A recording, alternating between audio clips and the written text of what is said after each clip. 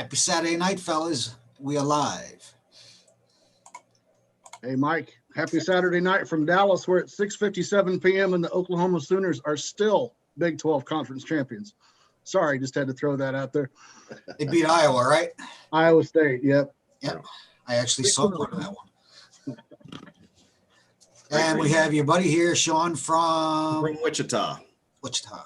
Yep, good to see you, Mike. Good to see you again, Richard. Well, good to see you, brother. Yep. And I'm still up here in New York, freezing to death. I bet. Nice and chilly up there today. I bet. Yeah, it was 0 this morning. Oh, damn. Nice. You got, how much snow did you guys get? well, the city didn't get as much as they thought they would. They got like 8 inches. Further north you went, the more it got. Like you could see in the Bronx got more. You know, down by Battery Park, Staten Island got way less. But Jersey got it pretty good. We got 14 inches up here. But if you go upstate, Albany, over 20 inches, 40 inches in Binghamton. Wow. Yeah. When you start measuring feet, more than 3 feet, that's too much. Yeah. No, thank you. Yeah. Agreed. Way too much. But I guess we've a couple of days away from Christmas, so this is going to be like our Christmas rant special. So, following up on a couple of conversations that we had, first in our first meeting, Richard, and we talked about it with a few people on Keep Rock Alive, and I actually spoke with Kaz a little bit from the Heavy Rock Show and her visit with me. And I kind of rode in the middle, and I've been trying to give this a little bit of an open mind, but no, I can't do it. I've tried. And all it took was you saying 2 nights ago something about it, and that just opened the fucking floodgates. I said, we got to do a special. But you know what? I'm not going to I'm not attacking one person. Yeah. I'm not going to blame the individual in question, especially for you as Miley Cyrus on a new album. Her album came out number 1. Yep. On the rock charts. Rock chart. Okay. Rock chart. All right. Okay. That's Billboard. That's our Bible of who's the best.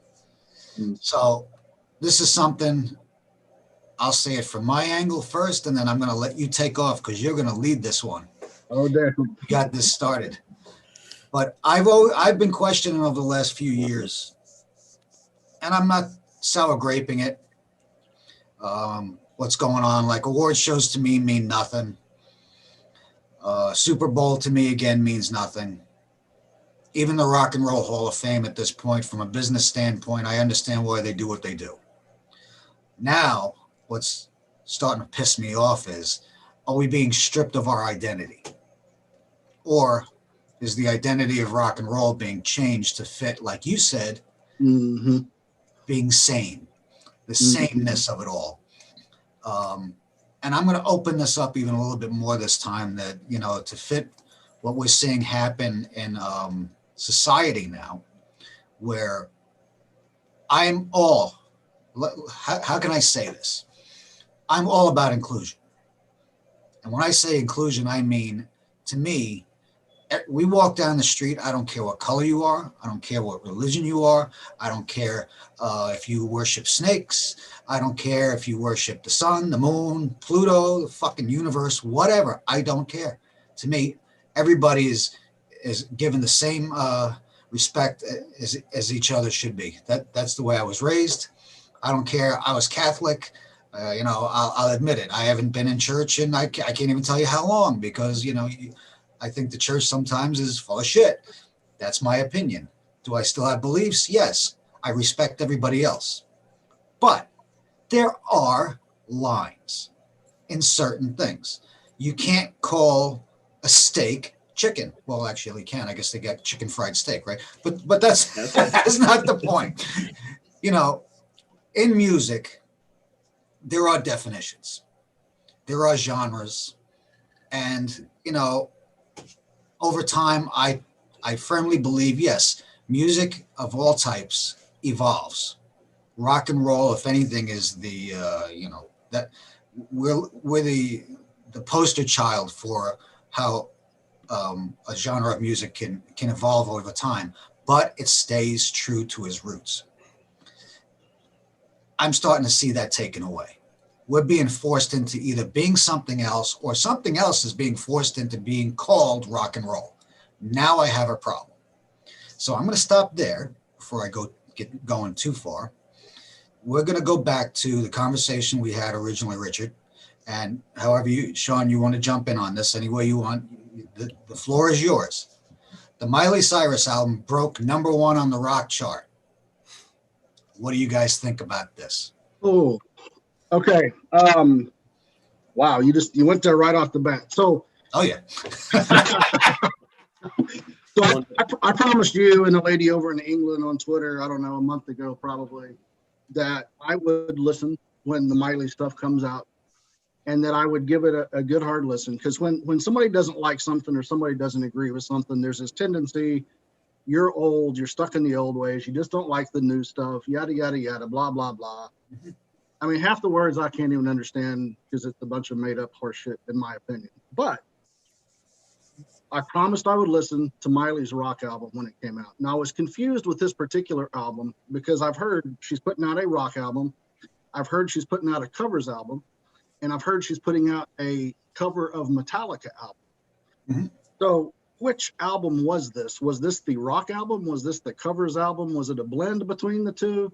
I don't know. This is the, was it Plastic? What the hell's the name of it again? Plastic Heart. Yeah, I got it pulled up here. Looking at it. You're asking me the same question that I had. I don't know if this was, there's one, because we have other artists on this album with her, right? There are. So I was minding my own business Thursday night, watching a mediocre NFL football game, and I heard Joe Buck throw it to commercial talking about, hey, be sure and check out Plastic Hearts, rock's #1 new album from Miley Cyrus. And I'm like, holy shit, really? And it was just from that moment, it was like, well, let me go check that out. I pulled it up and I listened to it 3 times. Beginning to end, I listened to it 3 times. And there is an appearance, a feature on there by Billy Idol.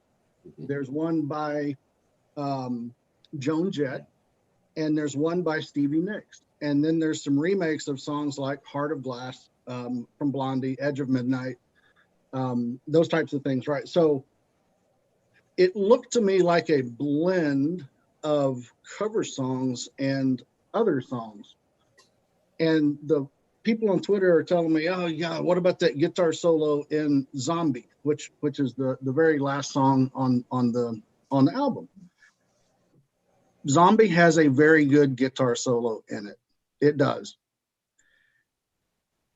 I don't dislike Miley Cyrus at all. I think she's brilliant. I think she's a terrific artist. I think she is as flexible and as adaptive, perhaps, as any artist in a long time. She can do a lot of things.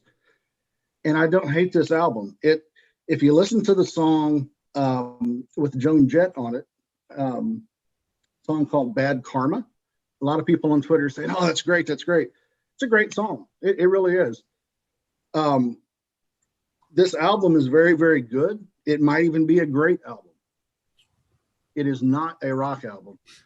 It is pop with a little bit of rock mixed in, and it's some classic rock songs from way back in the day that in 3 cases on here, she, got classic artists to join in with her and create some songs, and they're good songs. I mean, hearing her, sing Heart of Glass, Blondie song, I believe, if I remember right. She did a good job. It's a good song. But what really sent me over the edge is, number one, it kind of snuck up on me with that announcement out of the blue on the football game Thursday night. And number 2, fast forward, and I can see this album winning all the rock awards, next award season and all this kind of stuff for this great rock stuff. And you got an album, and I think one of the reasons why Sean's so tweaked off here, you got an album like the album that just came out from AC/DC, that is a true hardcore rock and roll album. and it probably won't even get a sniff in its own category. And you'll get stuff like this that is hailed as this wonderful music. And again, it's good. It is a good album. Some of the tunes are very, very catchy, but it's not rock and roll. It's not rock and roll as I know it. It's part of, and you hit it hard right out the gate with what you said. It's part of this thing in music that's reflective of the larger society, where I think just everything is, and everyone is trying to be melted in to being exactly the same. We want to erode anything that makes us different, anything that makes us unique, anything that makes us great, and just blend us all into the sea of mediocrity. We could argue about why society wants to do that and all those kind of things. It'll get really political really quick, and I'm hesitant to go there. Me too. But basically, when you have a sea of zombies, what have you really got? It's some people have this illusion that everything being the same is going to make everything great. And I'm sorry, but if everything is the same at a mediocre or a suckish level, then all you're going to have is a collective suck and collective mediocrity. And I don't want any part of that. I can see this album, rather than pulling pop fans in to explore rock, I could see it pulling rock fans in to explore this. And I could see other artists chasing the dollar. If this album, like you said, it's already #1. So if this is wildly successful, wins awards and all that, I could see a lot of rock artists trying to move towards this blend of whatever this is. Well, I got to get this out, because the more you're talking, my fucking head's going to explode. Rock and roll now is playing right into their hand. Whatever you want to call rock and roll now, if we're out there just floating around as this fucking mist of something that we used to be, right?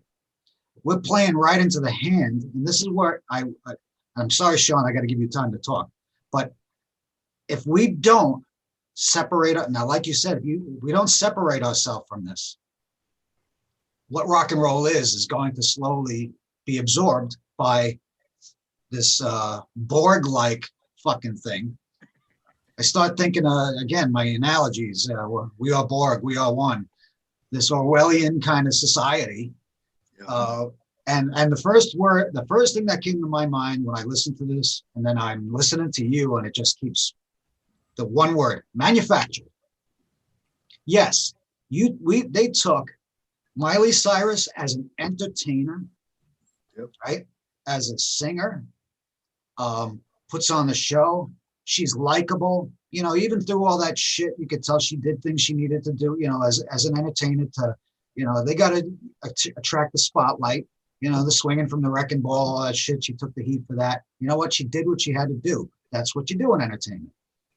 We can sit back and judge. First. I'm sorry? Brian Johnson did it first. Right. He even, Ballbreaker. Yeah. They said they had me, I remember when he talked about it a couple of weeks ago. He said, yeah, just get Brian to do it. It was Malcolm's idea, right? But where was I going? I'm like infuriated because she did what she had to do as an intent, but we're not dismissing her as talented or gifted. She is. Okay, that's fine. I'm only going to speak for myself. I'm not going to speak I'm separating what we do here, what I do, Keep Rock Alive, is supporting the future of rock and roll and these new bands coming up. This is where I get so fucking mad. These people, the bands that you are starting, you see on Keep Rock Alive, the bands that I'm finding, and bands that I discovered through people opening my eyes to everywhere in the world, that the music is out there, that the band still exists. There's still a youth that's trying to work their way up, that genuinely loves what we consider rock and roll. Now, I don't want to be, it's been, what are the words that they use? Oh God, it's like genre phobic or whatever. I can't even wrap my head around this shit because I don't think that way. To me, rock and roll is rock and roll.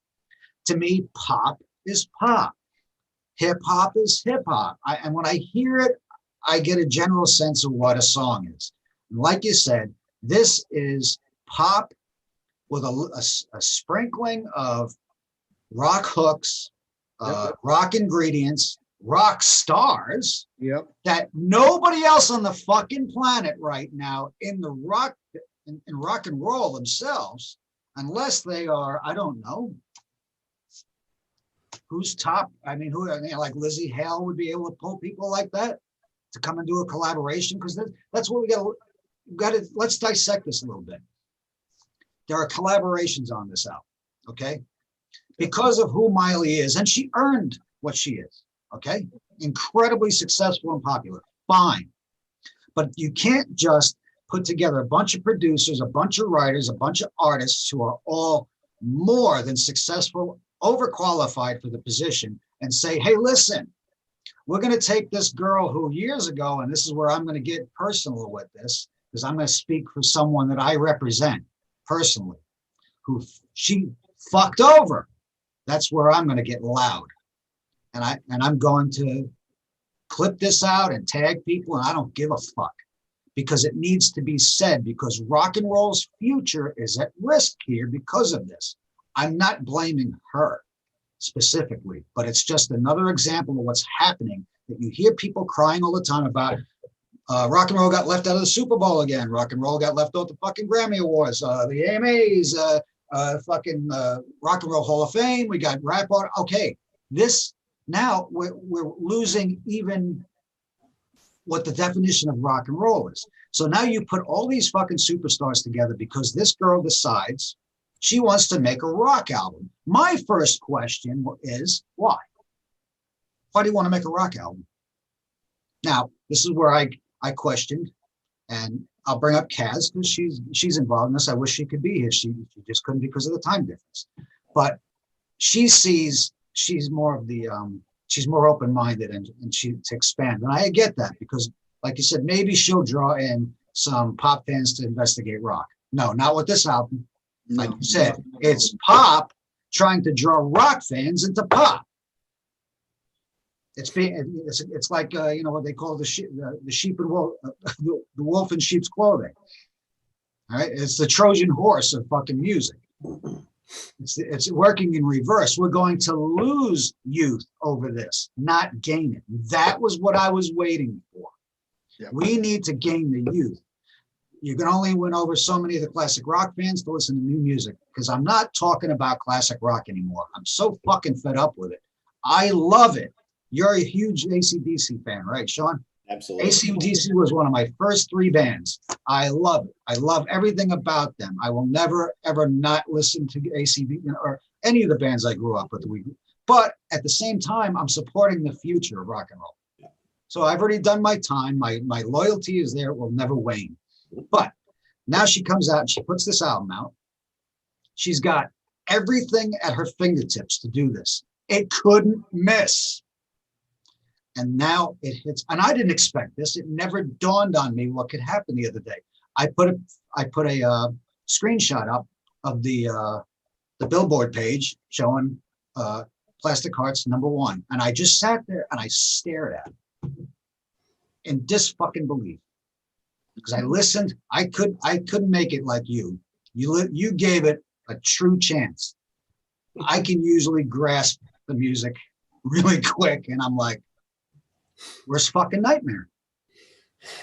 Okay, so now what do we do? That's the question.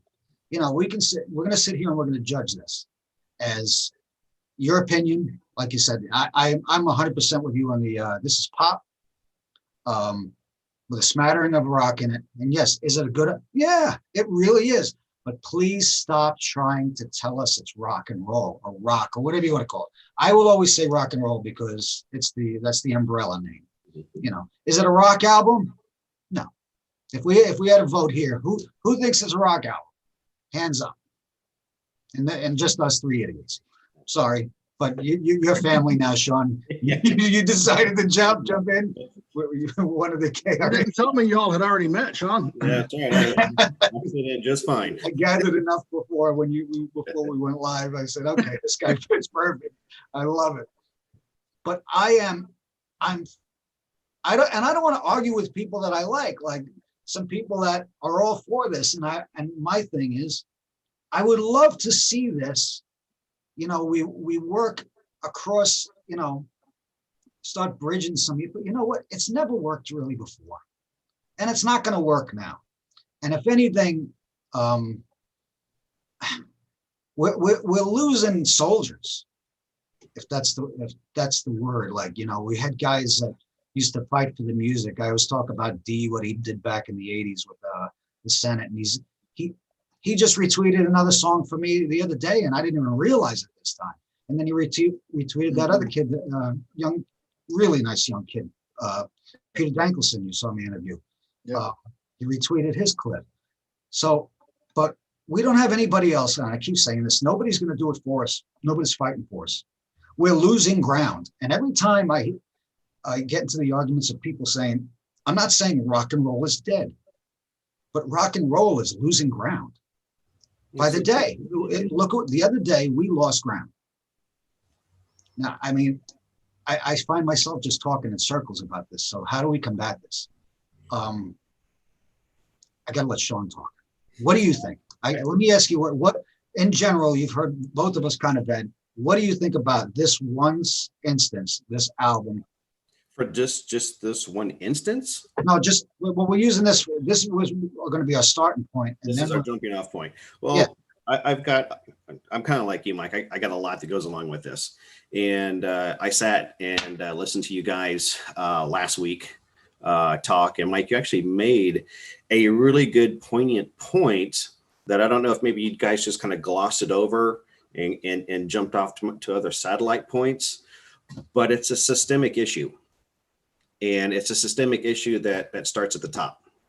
Long gone are the days of Motley Crue, Nikki Sixx going into a record company, a record producer, and going, no, this is what we're going to do. This is how we're going to do it. And if you don't like it, you can fuck off. Right. I think those days have disappeared. They're gone. Oh, it's over. It is. It's gone. And so now we're to the point of forced conformity. And you can look at that systemically nationwide, and we can fit in a number of topics that goes into forced conformity. Yep. And because the business has gotten so big, the business now controls everything. The business, and Mike, I'm sure you know this, controls the Billboard 100. Oh, if they own it. Right. If they absolutely own it. Right. If they want Miley to be number one on the rock charts, Miley's going to be number one on the rock charts. It's going to happen, whether only 4 people in the country listen to the album or not. If they want her to be number one, she'll be number one. Mm-hmm. So that gets back to, again, another systemic issue. How do these young bands, and Mike and Richard knows this 100%. You know, I'm a pure 80s rocker through and through. You know, it's in my blood. It's not going to go anywhere. But at the same time, you know, Richard is great for helping me out with even new bands. I'm like, Mike, Richard, how are you coming up with this stuff? This is great. He'll say, hey, also because of this guy right here. Yeah, check out this band and check out this band. And I'm just like Richard. I'm out there, I'm downloading new bands, I'm listening to their music, and there are a ton of great stuff that I've listened to. Thanks to you, Mike. I've actually, you know, I follow you on Twitter as well and check out as many bands as I can. Sean, 3 years ago, I wasn't listening to any new music. Really? And again, this is, I don't want to cut you off real quick. I'd say there's 2 types of fans now. The older fans over 40 who haven't heard new music, that you either try to turn them on to it and they do or they don't. But I'm going to say, maybe get 5% if you're lucky. And then kids. And we obviously see what they listen. Yeah. But go ahead. Yeah. The kids nowadays, they're missing out. Yeah. If they hear a classic rock song on a commercial, yeah, that's great. I mean, what was it? Motley Crue, they played snippets of of one of their songs for the Peanuts commercial in the Super Bowl last year. And I think all of a sudden that song got big hits for like 2 weeks, and then bam, it was gone again. So they got a little bit of general too. Yeah. Yeah, rats on the Geico commercials. Yeah, any song, and I won't say that's where that anyone's immune to that. Music is disposable now, and it's staying. The life of a song is 2 weeks if you're lucky. Yeah, if you're lucky. And that could be Taylor Swift or Beyonce or for the most part, it's not like there's no dominating the charts for a long time anymore, with anybody. But go ahead. And one of the points is in the rock genre, we know what rock is. We know what rock should be. Rock is not just the music; it's an attitude. Mm-hmm. It really is. Like Richard was saying, I listened to 4 songs on the album last night. I did my best. 4 of these didn't help. I mean, I tried, I put my time in, but I couldn't do it. And I even text Richard. Richard even was like, hey man, pump on some AC/DC, wash that shit out of your brain. And I did. I mean, I was this close to pushing it to country just to get something else in there to get it out of my brain. When I was talking to Kaz about this and the interview with her last week, she's a sweetheart and she's true blue rock and roll. But I said my biggest contention again with what this Miley thing was happening, or what she's doing, is you can't just paint rock and roll on you and say you're rock and roll. That's where it's not genuine. Mm-hmm. Genuine is, I don't even know how she'd have to prove that, but I've never seen her rock and roll. And I'm going to bring it up when you guys are done, my personal story about Miley and why I think she's full of shit. Okay. Yeah. And I'm going to just say it like that. I could be wrong. And if I'm wrong, I don't care if I'm wrong. Mm-hmm. All I know is I'm watching our music being pushed further and further and further and further away. Yeah. And again, I think this goes back to the whole systemic issue. At what point did the record companies and the record labels themselves go from listening to the artist going, you know what, damn, that's a great song. I really think I can get you guys out there. I really think we can get you and make you some money, to the point now where the record companies are like, you know what, we've dealt with 10,000 of you. I don't need you anymore. This is what we're looking for. If you cannot give me what we want, there's 10,000 more of you in line that are waiting. So what are you going to do? Again, it comes down to that forced conformity. Are you willing to do that? One of the conversations I know Richard and I have had of 1996. Yeah, that's how far back that goes. Yeah. Why is there not an outlet today? A Pandora station, a Sirius XM station, right? Something that's dedicated to new bands. Right? Bands that have been out for over a decade, who've been pumping out great albums. Why can't there be something to get those bands into a more of a mainstream outlet versus them putting out an album that you got to dig for because you've never heard of them before on Amazon Music or on Apple, whatever it is. If I didn't know who these bands were, if I didn't have them by name, I would never be able to find them, ever. There's no way they'd even come in across my view. I would never see them. So how much music am I missing out there right now today? I'll give you an idea. Yeah. When did I start doing this? I started posting these clips, and I've taken some. I'm gonna start addressing some other people too, some fucking scumbags, okay, on Twitter, who actually came at me and challenged me. Now these are people who also support today's rock and roll, all right, but to them it's a competition. I've been threatened with, I'm gonna rat you out. I'm gonna have you copyrighted. I'll have your page taken down. One thing I want to clarify is I do this free. I can't even imagine me asking anyone for anything. I do this because of 2 things. I love rock and roll. I don't want to see it be pushed aside, which is what's happening right now. And I do it because of a kid, 20-year-old girl now. She was that I help promote. I'm personal friends with the family. I call her my adopted niece. And, and I want to see her make it. But through her, I have learned what all of these rock and roll bands and artists go through now today. I always say bands that came on the scene within the last 5 years. You can make an argument for bands. Look at Massive Wagons. Now, I never heard of Massive Wagons. Richard, you know who they are now, right? Yep. Unbelievable rock band, in my opinion. They've been around for 11, 12 years, I believe. I never heard of them. I thought they were new. So technically, they kind of are new, but these guys have busted their ass. They bleed rock and roll. They're like a mixture of everything we love, and it's new and fresh.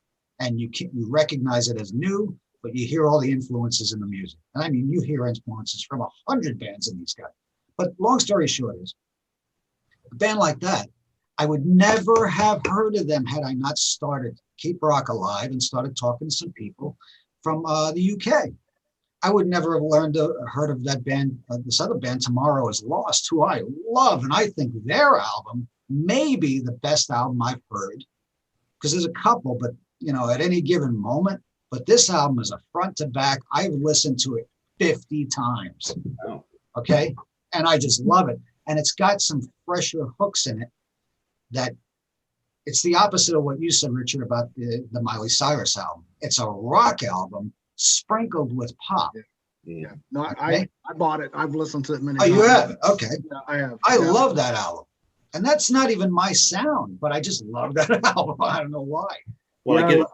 I'm sorry. Go ahead, Sean. Sorry. I said there's another band that Richard turned me on to years ago, and I was like, hey, there's a band coming out. Let's go check them out live, and it's Texas Hippie Coalition. Mhm. If you've heard of them, Got them. they kind of ride that line of Southern rock, kind of our hard country into good hard rock and roll, and that was one of those. It took me about 3 songs into it. I'm like, I like this shit. They've put out some good albums. They've put out a crappy album, in my opinion, where were trying to reinvent themselves. It didn't work. They went back to what made them popular, and it worked again. So, I mean, even some of these bands that have been around like that, they're doing their best to try to find their identity. Where do we fit in? Where are we going to get our listeners? Where are we going to get our support? And we've got to find some place to do that. And I think there's bands that have been resilient enough to do that. And that's just another one that I throw out there, that they've made great music for at least a decade. And they've got some absolutely incredible songs that should be as mainstream as AC/DC, Motley Crue, Def Leppard, and the list goes on, right? I'd put some of those songs right in there with them. I really would. I think some of the music they're putting out is incredible. And why aren't they getting the love they should? Now, Richard and I have a shared love for Jackal. Oh my goodness. I don't know how many shows we've been to. I mean, the poor man gets tired of seeing Richard on one side and me on the other. Been around since 1992, 1993. First album, 1992. That's right. 1992. Yeah. I heard him. It was Rock Station up here, 92.3. Nugent was doing the DJing in the morning. I forgot that's when I first heard him. First, it was the Chainsaw song. Yeah. Yep. Yeah. How many times have you heard their stuff on the radio? Half dozen times, maybe since the 90s. Have I actually heard him on the radio? And that's Dee Snider. Yeah. Yeah. And that's on Dee Snider's show. Mm-hmm. You know, Dee Snider gives them the love. Dee Snider, why can't there be something like that for the new stuff? That's just has been my question. Well, I can tell you, the industry even give him a chance. I don't think the industry is even going to give him a chance. There you just said it. And that's there's no giving a chance. Yeah. There's no signing anything on prospect anymore. Yeah. And this is, again, I use I call it the wonder story. There's nobody running around from club to club anymore. Mm-hmm. Scene to scene, investigating the scene. There's not like you had people that were running, writing stories for like even Variety, the Village Voice, New York City, that there was an ear to the ground in every scene, California, here, wherever, Midwest, UK. Then you had the labels had people out, literally, what's hot, what are people listening to? Mm-hmm. You got to hear this band down the street, they're playing, such and such. they would physically go and listen to them. Mhm. And maybe never heard of them before. And you know, you've heard that story 1,000 times through the history of rock and roll. Yep. The guy that walked in, he was producer, a manager, executive, whatever, doesn't, or a scout. And next thing, you know, they signed him. They didn't sign him because they were going to immediately sell him. They were just going to hit the pavement and start filling arenas. They signed him on prospect, and they said, "Okay, we love your music. Come in, let us polish you up. We're going to record an album, and then we're going to send you out and start touring." Those days are over. Yeah. Now you need the fan base first. Yeah.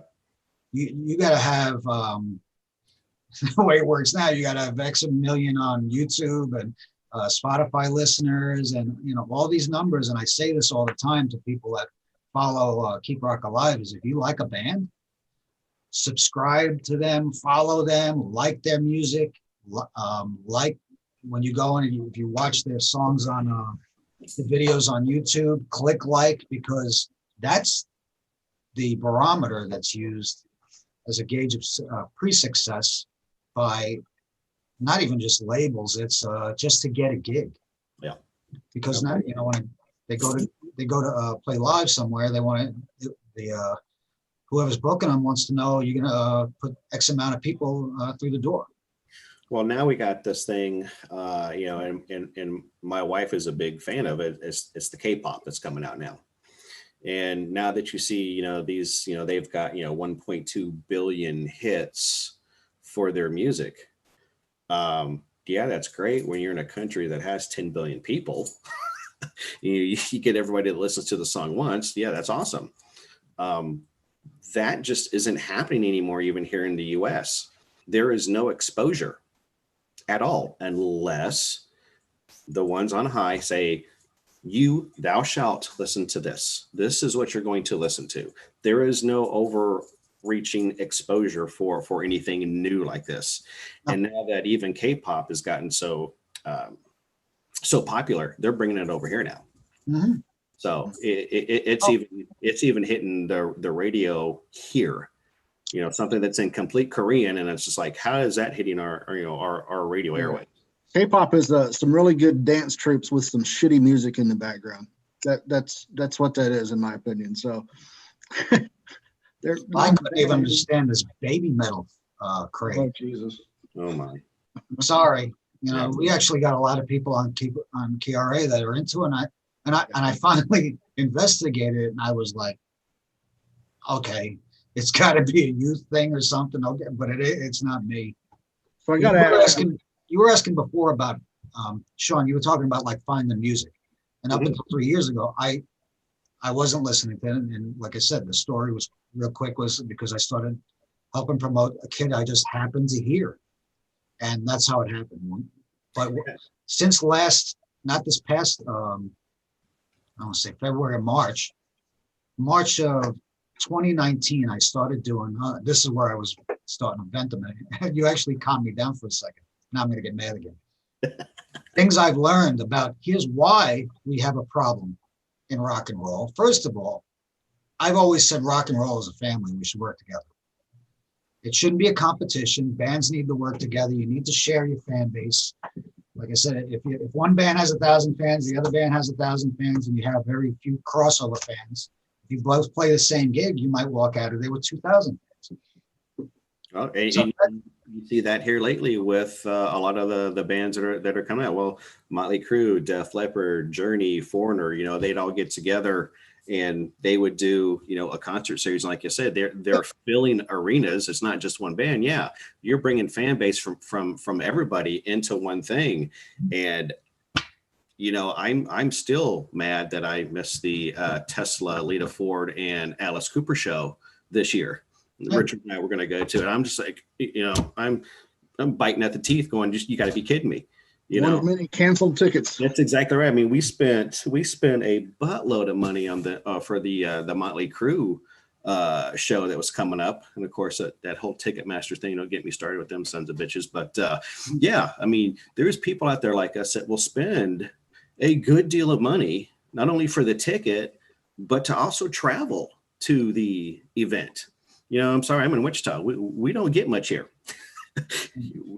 We're lucky to get a traveling flautist that comes through here to our symphony. But so for me to hit a rock show, man, I'm all over it. If it's Kansas City here, Oklahoma City, anywhere DFW, Houston, I'm all over it. So to see that kind of money just fizzle into nothingness is sad, in my opinion. Yeah. Well, but back to like you were saying about, finding new music. Last spring of 2019, I started doing, instead of just posting YouTube videos, I started posting these 2-minute clips, 220 clips, because that's the longest Twitter all out. Now, 99.9999999% of the bands that I post, I don't even need to ask them if it's okay. Yeah.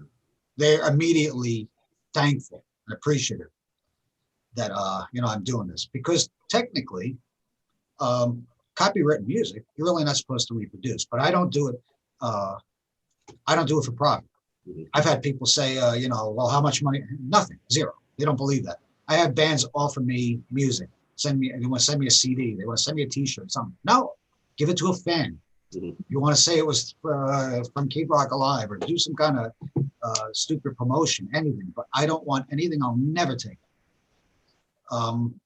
But since then, I've posted over 1,500 clips of either new music, or I'll find some of these kids now, like you see I'm doing with the TikTok videos, playing guitar. I want to show people that there's still kids out there that play real instruments. Yep. But for the most part, it's always music.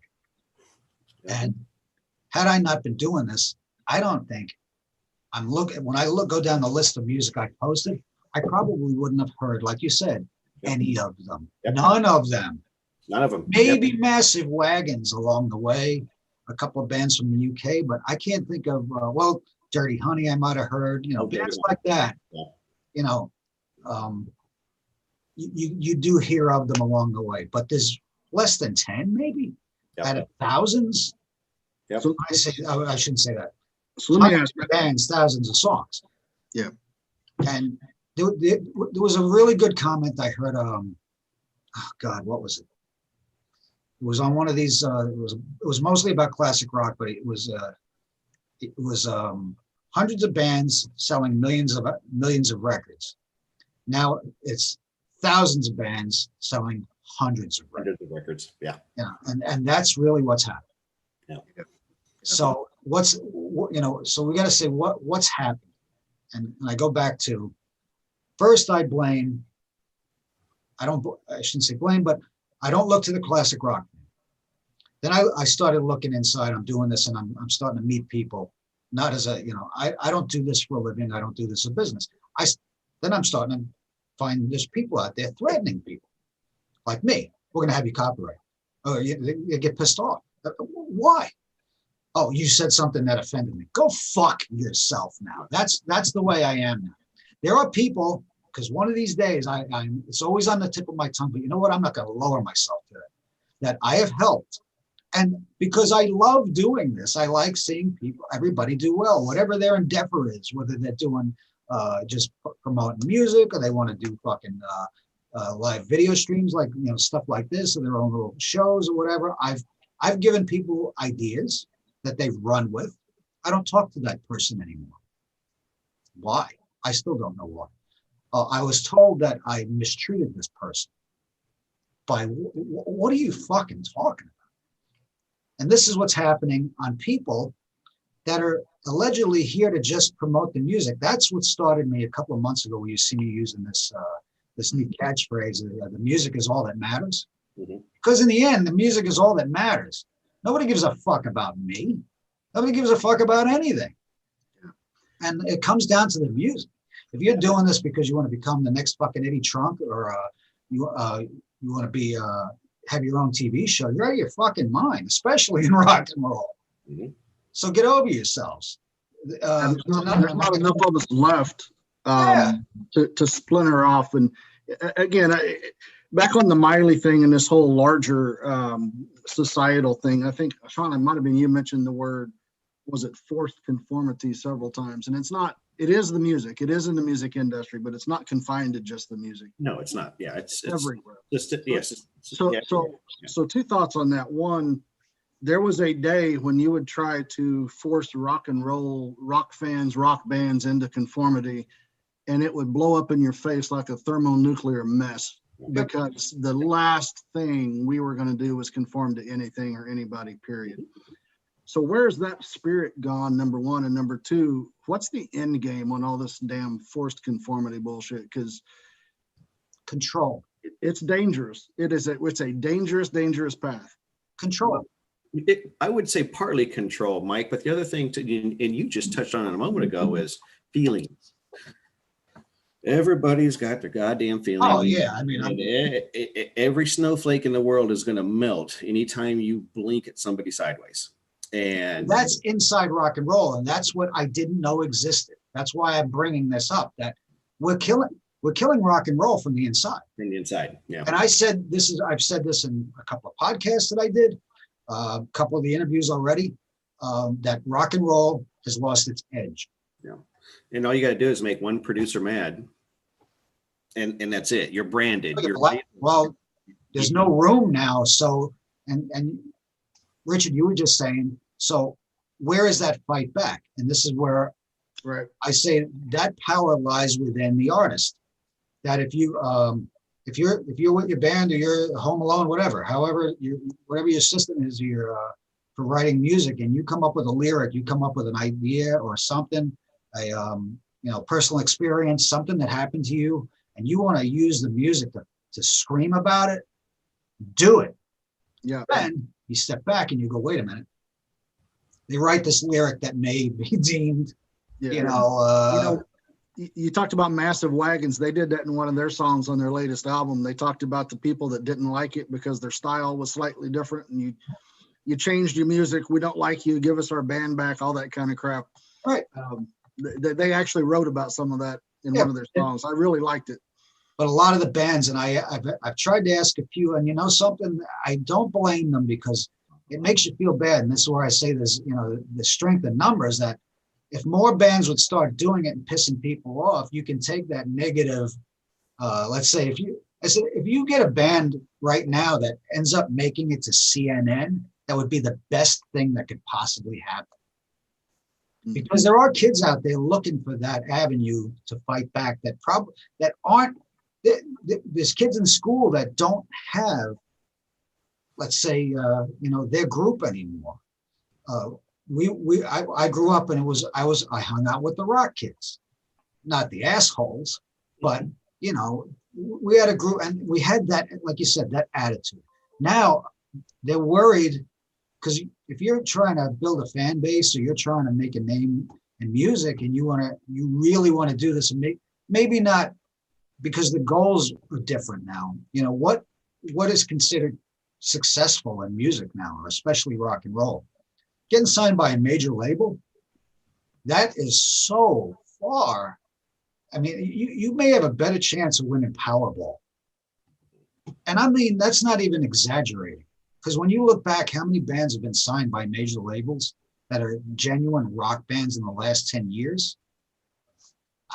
Is it less than 10? I mean, I really don't even know. There's not many. So level of success might be being able to make some money in music, sell some records, do some touring. But most of these guys, even guys like you see that are semi-successful, are still keeping their full-time jobs. Yeah. So that, the definition of successful right now is different. And I want to kind of pile on with that, Mike. The definition of success. I remember back in the day going to MTV when they had music, and that metal show would be on.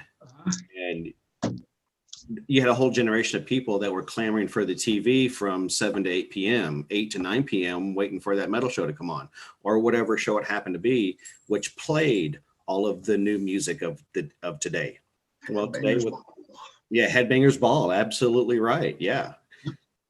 Today, they look at social media. You can get something out there, and it can be across the world in less than a second. True. So that's good and bad, because anything negative can be across the world in a second. That's absolutely right. Ricky Rackman actually tweeted before. That's what made me do my poll. That the McRib sucks. Yeah. This tweet. But it again, it's how are new artists using social media to their advantage? Are they able to come up and produce enough in a format just like this? Are they able to get a YouTube channel out there to be able to get their music out? Oh, sure. But it's anybody, look at this. Yeah. 3 months ago, if you told me, Mike, you're going to go live on YouTube and we're going to do what we're doing now, I'd say you're out of your fucking mind, because I had no intention to do it. And then I said, well, maybe I should just start practicing what I preach, and what the hell, we'll have some fun. But I created a YouTube channel, which is, you have your account, you start a YouTube channel. It's just that easy. And then you need content. So content for a band is the music. But, let's say you're a band today that just started, and you 3 months from now, you got an EP recorded. You have to get on all the digital platforms. Mm-hmm. You got to start building a fan base through social media. And you got to basically kind of like, let's say Richard found me and now he's listening to new music. Those are all the steps, people finding each other on social media. You got to find the right people that are willing to either like or retweet. And it kind of just starts to snowball around. Right. But the problem is there's a lot of music out there, and there's a lot of bad music out there. Yeah. How do you get that fan base going? So we've got the antithesis of an idea, right? We've got a budding prospect. Now, how do you take that budding prospect and get it to grow, right? How do you get that flower to open and be able to build that fan base? How can New Rock do that? If we know this isn't working over here, why are we banging our heads against a wall trying to get into something that's not working? We, just like rock and roll, you got to reinvent yourself, right? Everybody's trying to reinvent themselves so it works today. What worked 20 years ago, we know doesn't work. So what can we do now? What can be done now to have a good offshoot for New Rock that gets them out into the mainstream, that gets a fan base built up so it can have a life of its own? I think we got to stop living in fear, first of all. I think we have to have some people, some bands that aren't afraid to buck the political correctness, aren't afraid to piss people off. And you were saying a minute ago, Mike, get on CNN kind of a thing. I think if that happened a little bit, I think it would explode to a degree. But we're at a place where, we talked last time, even bands like Jackal don't play some of their songs anymore, because if they did, they'd get crucified, right? So what do you do? Exactly. That's the catch-22 right there. Yeah. And that's why I even backed off on my, unless it's hard for me to tell like an 18, 20-year-old rock artist who's writing music that, I don't know. You even have to be careful about the examples you use. But let's say it's one of these examples that right now can be taken and twisted, because things can also be taken out of context. That's another thing. And it doesn't matter. You're fucking guilty. So, to me, fighting back is, you got to generalize. And rock and roll, again, all the way back to the 50s, was the middle finger.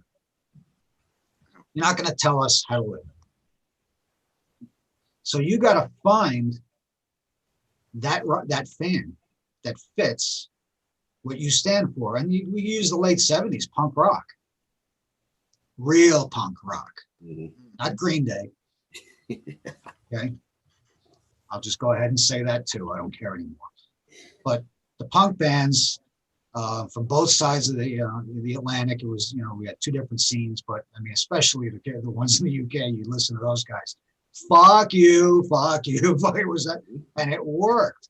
It ran its course quickly, but that evolved into something else, and that turned into the 80s, total everything, out of control, excess, and that was perfect, which did the opposite, the whole story back into grunge. But that was the spark that ignited the glam rock thing and I know you can't say, how about this? We can't say hair metal anymore. Yeah. Sorry, I grew up through the 70s and 80s. It was called hair metal. Why? You can't call it. It was called hair metal because, at least this is what I thought, is they all sprayed their fucking hair with Aquanet. And it's amazing. Big hair. It's amazing how words have become something that can make people just. But it doesn't change what it is. Right. I don't know. Here we go. I bought these for 99 cents today. Butter cookies. If I call them fucking butt fuck cookies, all right, they're still butter cookies. So what, are you going to ban them because of what I called them? That's what drives me friggin' crazy. It doesn't change what something is. Well, imagine today if you were to get a bunch of guys dressed in drag up on stage with big hair, with guitars and drums playing rock and roll today, they would be absolutely crucified by a certain group of people who would say you are fill in the blank. But Dee Snider would get up there and go, yeah, that's what we were. We were a bunch of guys wearing dresses and pantyhose and big wigs, makeup on our faces, playing music loud. That's what we were. Can you imagine that happening today? Oh my goodness, that would cause a riot. Well, look at what they tried to do to Dee. And when you really read the lyrics and what, I mean, he wrote some of the biggest anthems of what we're talking about right now. We're not going to take it. I want to rock. I mean, right there, just the two names alone. But I'm sorry, Mike. I always loved the way Burn in Hell was misrepresented. Yeah. Yeah. It's what people, and then they try to convince you of what the truth is. They're trying to convince you otherwise. And they'll sit there straight-faced. But the problem is now, maybe because information, like you said, is so fast that once it takes root, it doesn't matter. You can put the facts right in front of somebody and under their nose, and they're just going to ignore you. Yeah.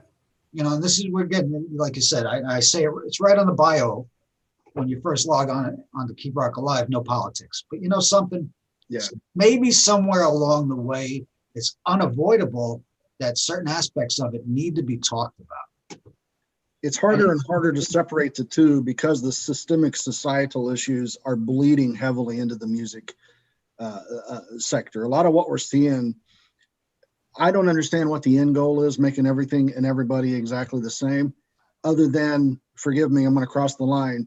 We want a society of puppets that are easier to control by a certain group of leaders, perhaps, and maybe that is what all this is geared towards. It's a valid observation, because when you sit back and you really watch what's going on, you can't help but make, we'll call it an assumption. I mean, what other ways that to describe what's happening? Well, by saying it, we are keeping this within the context of what's happening to music in general.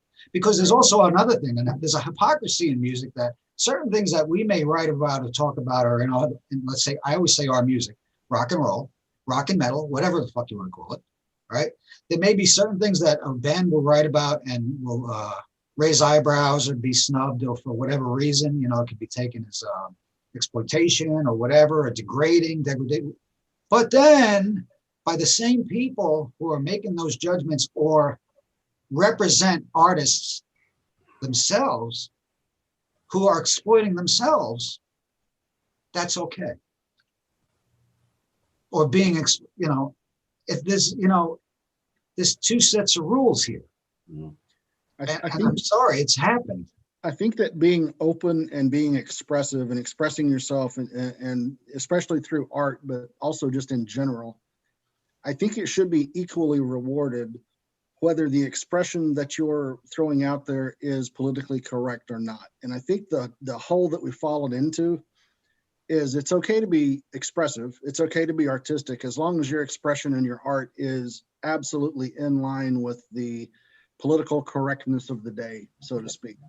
And then when you're not, maybe because of the internet, maybe because stuff, like you said, travels immediately all across the world, then it's just the worst thing ever.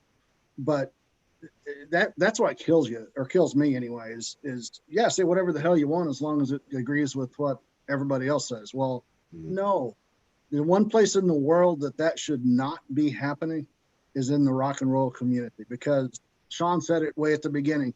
That is the attitude, and that is, I mean, it's what rock is. It's that in the music. Right. And rock is too, and it's that, and it's also at the same time, it's open arms. We're not telling anybody. We could take people that may not, that we don't agree with, but they're still welcome. Yeah. We don't exclude anyone because of their opinions or their political affiliate, anything. Everyone is welcome in rock and roll. And we might sit there and argue with you, and then we'll say, hey, you want to be here? You know, some of my favorite people, some of them are artists, like I'll just use Ace Von Johnson. I love that guy. We don't agree on everything, and we're able to actually sit down and talk about the things that are different. I mean, I did what was he doing? He was selling a roadie for a day kind of package a few years ago, and I was fortunate enough to get to do it while he came through Dallas and all that. Got to know him a little bit. We talked about just about everything, man. And I don't agree with some of the stuff. He doesn't agree with some of the stuff, but we're able to talk about it. And that's what is missing, I think, largely. And that's why everybody's so afraid to say anything or be very expressive. Kind of lost my train of thought on where I'm going with this, but it's just dead. I mean, even that's nonconformity. Even some of the be able to disagree. Some of the artists that you've already mentioned on here on Twitter, I've actually stopped following some of them. Give you an example. I unfollowed Dee Snider, and the reason I did was because 97% of everything coming out of his Twitter account is just bashing folks. And he's been, the last 3 months, he's lost it. I've said it already. I love Dee. I don't want that in my Twitter feed, so I unfollowed him just to get it out of my feed. When I say he's lost it, I don't mean he's lost it this way, but he's finally tipped over to where something happened with him that he's just letting it out now. Yeah, and that's fine. I don't dislike him. I don't have to agree with him. And in his defense, most of what he's posting is assholes dicking with him on Twitter. Yeah, he's just retaliating, and that's fine. I just don't want that mess in my Twitter feed.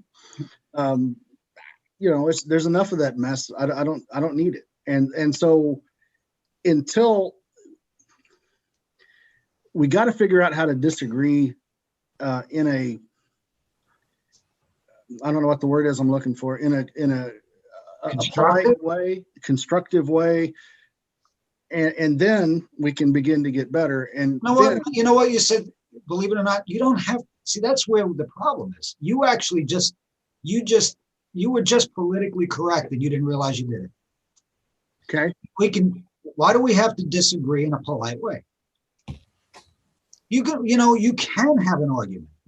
You can't, sometimes, it takes some conflict to come to a conclusion. And the other thing, political correctness, I didn't know that was a fucking amendment. First Amendment should always override political correctness. And who's the judge and jury that says one thing is acceptable and the other isn't? Obviously, there are things out there that are said. There are words and terms and ways of talking and speaking to people, addressing people that are fucking wrong. Okay. Yeah. And anyone that knows the difference between right and wrong knows there are certain things we shouldn't do or say. And there's times when you'll do those things out of just anger, and you can apologize and be forgiven. What happened to that? Yeah. Now, if you're not politically correct, you're banished, like sent off the fucking island. Well, or you're given a label. We're combining everybody into this. All right, here we go. Ready? We're combining everybody into this sea of sameness. Mm-hmm. Until you express an opinion or a thought that doesn't agree with the masses or the political correctness, and then we slap a label on you and throw you out of this sea of sameness, and then you're a disease, a pariah, all this kind of stuff. It's working very much one way and one way only these days. There's things that I absolutely cannot stand politically, things that the party in which I'm affiliated with have done, things that they haven't done, that just make me absolutely sick. That doesn't mean that I myself am a Nazi or a racist or fill in the blank, right? Just fill in the blank with whatever label you want to fill in. And man, we're so bad about just grouping everybody together. Come over here and think like us and talk like us and everything's fine, but say anything different and we're going to put a label on you and toss you out there on your own. And I think that's what these bands are fighting. We talked last time, what would bands, that rebellious spirit that they have to have for that creative tension and so forth, what would they rebel against today? And maybe it's rebel against the political correctness of our society. I don't know. But if it's not that, what is it? Well, the problem is along those same lines, Richard, is, you got a lot of these people, they've got day jobs. And as well as I do, you and I can have a conversation. The three of us could be sitting here, have a conversation, and the three of us can be in complete and total agreement. But the person that's sitting a cubicle over could absolutely hate what we're saying, put it on social media. It's all around the world. It's hit every news station. And the next thing you know, the three of us are fired. Our pictures are on every bit of social media. We are the worst scum of the earth because one person didn't look like what three people were saying. And I can see that being an issue with these bands who want to try to make something of themselves. But at the same time, I got a job. I got to be able to support myself. I got to be able to support my family. Again, same thing, fill in the blank. What is it going to take to do that? So it's a fine line that I can see them walking. Christ, I walk that line every single day for 8 hours a day with my job. I have to watch every single syllable that comes out of my mouth, because if one person takes it the wrong way, I'm out of a job. And so imagine being on the public stage like this. Look at what's happening to actors and actresses and people that have been in the industry for 20, 30 years. They're now having to go back and apologize from stuff back in the freaking 80s. It's a whole different day and time. The zeitgeist was completely different. And so now you got people going back and atoning for the sins of the past that weren't sins in the past. So that makes it even that much more difficult when you're trying to become the new famous. Everybody's going to dig into your background. They're going to try to find the stinkiest skeleton in your closet, not to, and to use it against you. I mean, it's unfortunate. That's where we're at in this world. It really is. I'd love to help Richard. I'd love to help Mike, but you know what? Ooh, I remember what Richard did, and it was 1997. And I just don't think I can support that today. Oh, Christ, that was 1997. The world was different back then. The world spun at a different rate back then. You know what I mean? So I think it's a real fine line between trying to really support yourself and make it in the world, and how do you overcome that political correctness? How do you maintain your place in the world while trying to get ahead? And we talk about the systemic issues bleeding into the business. I don't have an answer, fellas. I don't know where to go from here. It's I'm beating a dead horse, and I want the horse to get me a mile down the road, and it's not working. It's called safeness. Yeah. And that's what happens every time. They collapse under the weight of staying safe. Yeah. And I don't blame them for that at all. And that's why, us as, let's say we're the older rock fans that remember, like you said, it's the same with the music. Let's turn the clock back to the mid to late 80s and play just about any song. Imagine those lyrics of that song coming out today. Oh yeah. Yeah. Run off every band. Yeah. Just about every band. Maybe not Tesla. Yeah, I love Tesla. That's one of my favorites too. Come on. Yeah. Extreme. Yeah. Those kind of bands. Yeah. But I mean, let's go to Kiss, Motley Crue. You could go all down that line. Just about every Motley Crue song written back then, if you released it today, well, you would never be released by a label. only because they were Motley Crue. But like you said, and who leads that by example? And this is where it all circles back, and maybe people need to, again, step back and say, where is this all really coming from? Why, who leads by example of going back and digging up dirt the best? Yeah. Who? That's a good example, Mike. That's a very Government, good, politics. We've been watching it for now. How long has it been going on? Especially in the last, let's say, 8 to 12 years, maybe the last 3 presidential cycles. That you know, it's not so much about can you do the job and who are you, and everybody's had a past. Now they dig up the past, and that past, I mean, gee, it hits social media, and like you said, boom, it's around the world, and it becomes something. I see, this is where we're really getting to politics, and you can't help but do it. But just look at the Supreme Court last year. It was all about things that, and I'm not saying, I'm going to disclaim this, if that actually happened, that this person did what they was said that he did, he's a piece of shit. Okay, but you're bringing up something that happened 34 years ago. Okay, fine. Does that mean, you know, statute of limitations? No, you know what? A piece of shit's a piece of shit. There's things that you can do wrong 20 years ago that's wrong no matter when it was done. Yeah, sure, absolutely. Yeah. But to be held accountable for stupid little things you may have said, you know, like, I don't care what anybody says. When kids are kids, kids will act and talk like kids when they're by themselves, and to hold them accountable for something they might have said in a locker room 30 years ago when they were 16 is just, you know, is he the same guy? Yeah. Then you got to use a little bit of judgment and say, no, he was just an idiot then. Yeah. So there's certain situations, but there's none of that anymore. Now you, like you said, labeled. Yeah. Boom, and that's it. And it's with permanent ink. Yeah. We've all been idiots. We've all done things that we wish we hadn't done. I've said things, my God, that I look back and I make myself sick. Like, how the hell did I say that to people that I can't believe I said it to? But that's part of being human. But acknowledging that you were wrong and changing that's the difference. Yeah, and people pointing those fingers are as guilty as we are, and everybody else is, because we. They all. I always say the one that's whoever comes on the hardest has the most to hide. Yeah. I was going to make that a bumper sticker. I mean, I don't use them anymore. I've done so much stupid shit. I'm lucky to be alive.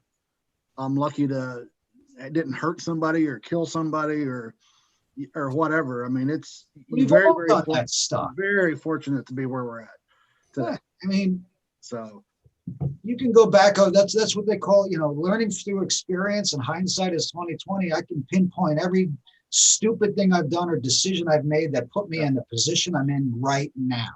Yeah. And there's nobody else to blame. But when you see, I mean, we'll just use this country.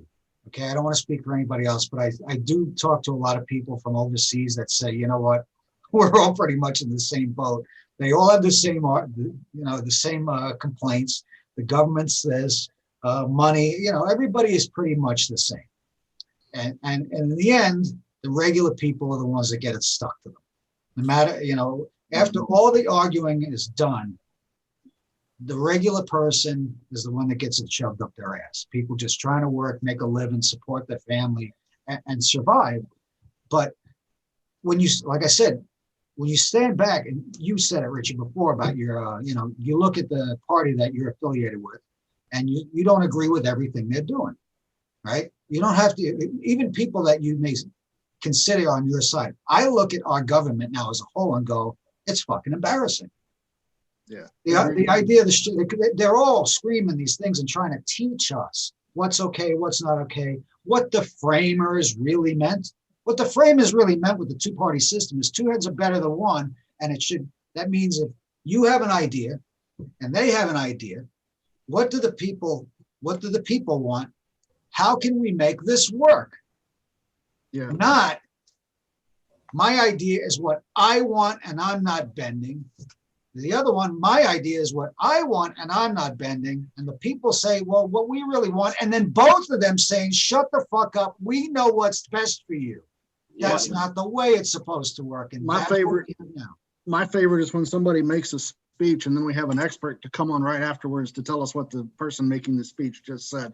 Yeah, what's that all about too? And that's usually why one of the mainstream news you never heard Walter Cronkite giving his opinion. He reported the news, and that's the way it was. Right.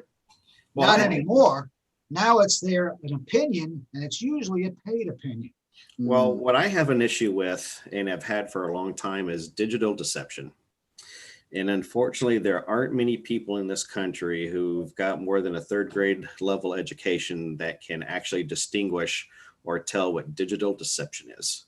Because it's easy to take one sentence out of what the three of us have been saying this evening. Oh, Jesus. Completely take that and put it out there in a context that is completely contrary to what has been said. And again, all that takes is one snippet, and all of a sudden it is absolute gospel truth. Take it to the bank. And that is master manipulation at a wholesale scale. How do you stop that? Well, it happened. I can't go into detail because it does take a side, but I'm just going to, it did happen where there was the Attorney General. And it was CBS. I'm just going to say it because it really happened. And it happens on both sides. See, this is the thing that, again, I'll disclaim. Everyone's guilty of it. Both sides, sorry. Yeah. Oh, yeah. Absolutely. But they left out the second sentence and then swore to how we can't believe he said that and he didn't acknowledge. He said A and didn't acknowledge B and C. What they did is they just clipped out B and C, and then when they got caught, they said, "Oh yeah, well we're sorry." It was a technical. Wait a minute, you literally reported it that way. Don't tell me it was a technical issue. Yeah. And that is where the rising up should not just be in rock and roll. People, they're in. This is where I say Americans and people in general, not Americans, everybody around the world, they're not. Not only have we never been this so far divided, but they're insulting your intelligence, and you're all falling for it. You're falling for it. So you do have everyone does have one thing in common. Forget about it. You're all being used for what they want. And like you said, Richard, what's the end goal? I don't know what the end goal is. Yeah. It has to be, power and money. Because what else? Or is it just people that got nothing better to do want to fuck with everybody? I don't get it. So what is it? Yeah. The end game is, I don't know. But again, and this is what I'm saying, art mimics life. Right? So you could easily make this argument, and I say this, usually reflective of any period or era is the art. You go back to the late 60s. The music followed life. They call whatever that era of music is in a time period, and we call it the soundtrack of our life. Look at Bob Dylan, the songs he wrote in the late 60s. What was it about? And what was happening? So that's exactly what was, the music and conflict and right rebellion against that and movements towards peace and all those things. Yeah. Right. And then, people talk about Woodstock. What did that turn out to be? That was, almost 500,000 kids against the war that got along together, and there were no arrests. And, that was the real story behind, what happened at Woodstock. You go into the 70s. The end of the war, the music always followed it. And what was happening, the end of the 70s, punk rock. Then you got the 80s. If you stand back and not just judge it by the music, look at everything. And I was just watching this, the 80s on YouTube about, not just the excess in like rock and roll and 80s metal and what we saw happen on the Sunset Strip, but look at the credit spending, the fake money, the stock market, all of that. It was reflective of the period. It was a period of excess across the board, and then it collapsed. And then you had grunge come in. It followed what was happening. Yeah. So the problem we have now is, and like, this is the basic problem. And how do we address this? And I wish somewhere along the line that we could get more bands involved. But, you know, that's where I'd be asking them to stick their necks out by joining in here. Yeah. And that's the problem. But if there was ever a time for rock and roll to stand up and fight, it's now. And I'd have to say, and I don't blame it being rock and roll, it being us as fans and these bands who, like you said, are trying to establish themselves as a rock band.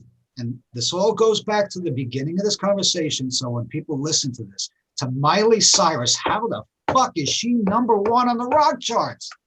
Because Why? said She's manufactured to fit in the sameness, like you said, Richard, of what is acceptable now. And is it, but does that make what she recorded a true rock album? In our opinion, no. But successful and popular now, yes. And it could be swallowed. It's a pill that everyone can swallow. There's one fantastic guitar lick in the 15 songs on that album, and it's the very last song on the album. But what I'm saying is, this conversation basically comes full circle to we're discussing how is this album now #1 and how it became to fruition, and does she, you know, all those things to get back to the actual, what we call the essence of rock and roll, which is the middle finger and fighting back. And if there was ever a time for at least half of this country to fight back on whatever they're standing, rock and roll used to be that voice, and rock and roll is scared to be that voice now. Yes. Because you can be condemned for it by at least half the public and maybe even half the fan base that you would think is your fan base. So you got it all going against you, and this has never happened before. It's never been this bad before. Yeah, and Sean's right. Both he and I know Sean pretty well, we're both holding back for the very reason. You know something, and I say this all the time. Jobs and all that kind of stuff, right? I've said this right on Keep Rock Alive. I've said it a few times. There's two me's. I'm not going to lie. I can't be the guy I really am. You know, I'm all the time, in my private life, because does Keep Rock Alive mean anything to me personally? You know, what I'm doing here. It's actually kind of an offshoot of the thing that I want to help this kid make it. I'm a realist, and I know is good. You've heard Mariah Famika. Oh, I got to tell that story. I forgot. That was the yeah. But you've heard Mariah Famika. You've seen her all the time. That's the girl I promote. Unbelievable fucking voice. I mean, I've called her an every 30-year type of vocalist. You know, and I don't like to compare, but people, I see them and I like reading it, and they say, my God, she's better than Ann Wilson. I'm not going to go that far. In her time now, she may be, put it this way, if rock and roll was popular right now, Mariah would have been signed and off to the races. It just doesn't work that way anymore. So, but if Keep Rock Alive, shut down tomorrow because somehow I was condemned by the masses and they came with the pitchforks and the torches and showed up and go, you're a piece of shit, you're this and that, and close you down. And it's not the end of the world for me, but I do it because I love rock and roll and I want to see a future for it. I'm starting to question the future for it. That's the other thing here. What is the future of rock and roll going to be? And then on top of everything else that's happening, you throw on this fucking pandemic. None of these bands, and you said, what do bands have to do? Sean, you asked this. What do they got to do now to start earning, say a presence, fan base, social media? Live music is still a huge part of that equation. They have to play. They have to be on stage. They have to be playing in places they've never played before, right? And now they can't even play anywhere, period. So you got that going against them too, even though that's across the board. But still, it's not helping. Yeah, so, what's going to happen to your music festivals like Ozfest or Rocklahoma? Not going to happen. Well, at least until this thing is over. Right. you I can mean, get, in the UK, they were having, they do have a much stronger, let's say, up and coming or newer rock and roll scene going on, and they're very supportive. Even more, they have more youth, much more older fans are into the newer bands, the UK, and they've got festival after festival after festival over there. I mean, it's nonstop. And I think this year actually would have been by far the biggest. Almost every weekend they had something going on, and that's great. Yeah, fantastic. People invest a lot of money. How much can they absorb, and what's going to happen next year? So this all remains to be seen. Yeah. But again, going back to the future of rock and roll, any ground that we were making up last year in 2019, and there was a little bit of an upheaval, let's say an uprising, and wasn't the rock revolution that maybe we're hoping for after this pandemic is over. That once the dust settles on all the craziness going on in the world between the virus, these fucking elections that I'm so sick of. You can't turn on the news anymore. And this is what I just can't take it anymore. I don't want to, when I drive around, people that still have the signs out, I want to rip them off their lawns. Enough is enough. Stop. We got to move forward. They talk about, healing will begin. Healing means enough fucking nonsense.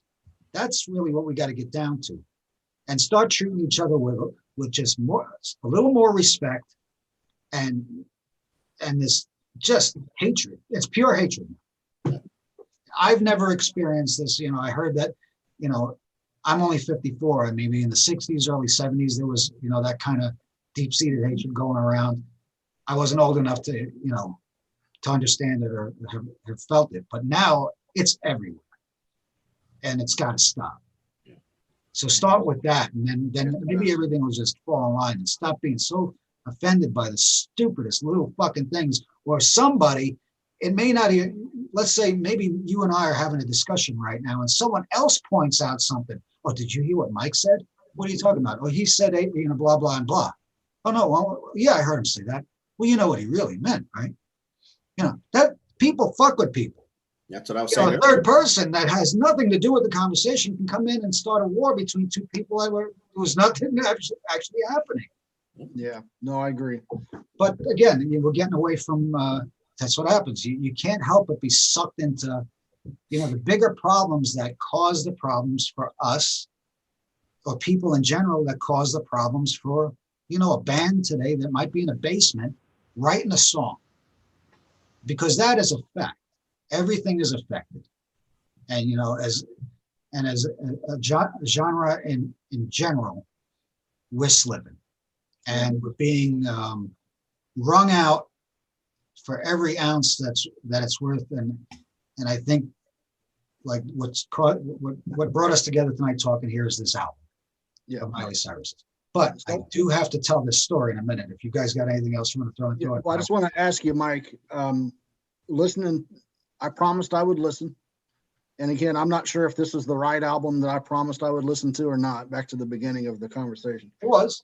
But I listened to this 3 times, and I submit that I kept my word, and I don't ever want to hear this again. Wait a minute. Did you download it? I did not. I listened to it on Amazon Music. Okay, so you didn't invest. I did not. No. So you didn't order the signed autograph copy? No. Not to at Richard? all. No. XOXOXO Miley? No? Not at all. No. How about you, Sean? You getting it? No. I'm trying to quit. But now back to my personal vendetta. I'm not a big fan, and she knows this, of these reality, I call them talent shows. Mhm. The Voice, American Idol, Yep. X Factor, America's Got Talent, all of that crap. I understand why you do that now. And Griffin Tucker, right? I do. Okay. Griffin was on American Idol. I don't know if he was on The Voice. I talked to him, I think maybe in and out, I can't remember. I don't want to say he was or he wasn't, but I know he was definitely on American Idol. Anyway, what started KRA, what is it, 4 years ago almost now, just over 3 years ago? Mariah, was being kicked around about her going on The Voice. She was only 15 years old. I kept my nose out of it as much as I could. But to me, and this goes back to being this, rock and roll purist kind of thought process, is especially people in rock and roll, there's no easy way to make it in rock and roll, especially now in music in general. And, these AC/DC, long way to the top if you want to rock and roll. It's never going to be easy. So I always thought it was kind of a curse. First of all, when at these shows, they own you when you go in there, even if you lose, and especially if you win. I mean, how many of these, I don't know anybody from The Voice that I could even run off a name that won it, that made any kind of a splash after it was over. But the little experience I had with trying to help Mariah, promoting her and seeing how things are now, I finally even caved and said, you know what? Put it this way, the deeper she goes, maybe we can get some, maybe it'll help her following, which it did. But long story short is, in her audition, she left for Hollywood that June of that year, which was when I started KRA. I was running our fan club, and there wasn't much going on. We basically had to lie about where she went because you couldn't say where she was yet until the show came on. We were months in advance of when they were doing recordings and rehearsals and shit like that. But I started Keep Rock Alive. So when she finally did her blind audition, I knew what was happening. But the person she chose was Miley Cyrus, which I was kind of stunned. Mariah's pure rock and roll, but she connected to her because Miley was very good at saying, I was your age, and the things you're going to go through as a young artist, and handling success, blah blah blah blah blah. She sold her on it. She chose Miley. This is when Miley was pure country. And was very, let's say, forthcoming about her loyalty toward country music. And she was dressing as country. She had a bunch of country artists on her team. Mostly, I think it was all girls. They called it. I think it was an all-girl team. It doesn't matter. It was cool. And Mariah got a lot of great experience out of it. But she coined, she said this on television. She called Mariah rock goddess and said, I even feel intimidated being around you, to Mariah. Now, they don't show everything that was said. But long story short, the night that she cut Mariah in the playoffs, she cut her to go pure country. And it was said, she even dressed in the country shirt that night. Mariah killed it that night with a Beth Hart cover, World Without You. Unbelievable that hardly anybody's ever heard, because I'm afraid to even play because I know it bothers her to this day. And I don't know if I should say it or not, but yeah. And she basically, when she was cut off the team, when she walked off camera and afterwards, Miley went to give her a hug, she blew her off. And this kid never does that. But that's where I question how genuine she is. She was pure country, and that she ran with the country flag until she switched to pop and started doing, like you said, the wrecking ball thing. And she ran with that. Now, along the way, I'm trying to remember back, where is this rock and roll other than what she said about the kid? And I don't care that she didn't make it, she didn't win The Voice to go any deeper, because I think it's a curse. But it still sucks, when you're there and you put all that time in for the kid herself. That's years ago now. But then she goes and she's tremendously successful, with the pop music. I want to know, being able to use her success and her notoriety, obviously, and she's got a tremendous amount of clout, let's say in Hollywood and in the music industry in general. Now she can pull the plug and say she's rock and roll. To me, everyone in rock and roll should be fucking furious. And every band, especially who are out there, all these, we see how many bands have I, put on KRA and that we see, or you guys have found, you're only scratching the surface. There are thousands and thousands and thousands of bands out there, all over the world that are never gonna get a chance. And that's why I say the best band in the world is probably out there, and we haven't even heard them yet, and may never hear them. But she can do this. I mean, you said it best, Richard, where it's a pop album sprinkled with rock. She was able to, because of who she is, pull in, these rock legends, have the best producers, have the best musicians, have the best engineers, have the best writers, and manufacture this album that can't miss. And like you said also, and I totally agree, because they pull all the strings, any album they want to be number one, marketed correctly, especially through social media and the digital platforms now, will be number one. And therefore, they will have your money. Done. And then we're left with, I got to be careful I say this, with a big whatever up our ass. Mm-hmm. And that's the truth. And that's where, who's going to fight? That's the question. I'm willing. I mean, personally, I hope we piss somebody off, because I want to have the argument. Give me, I understand. You say it, let's have somebody comes back at us tomorrow, because we're going to run. I'm going to do what I did with all these other things that we've done. Like even we spoke the first time, Richard. I'm going to go through this and then try to digest this tomorrow and pull out some clips, and I'm going to put them out there, and I'm going to tag people like we were talking about. And, they do see a lot of things more than you think. And they also have people that handle their social media that see certain things. So I'm going to tag. Doesn't matter to me. What are you going to do? Get mad? I don't give a fuck. But that's what needs to happen. And we have the right to question. And we also have the right to, guys like I want to know Eddie Trunk. He should be fighting with us. He's so stuck in the fucking past. And I know he gets a paycheck, and he's also controlled by the mainstream, that he has to cater to his audience, which is that 80s classic rock fan. And the man's a fucking encyclopedia of the music. I do like listening to that, but we need some help.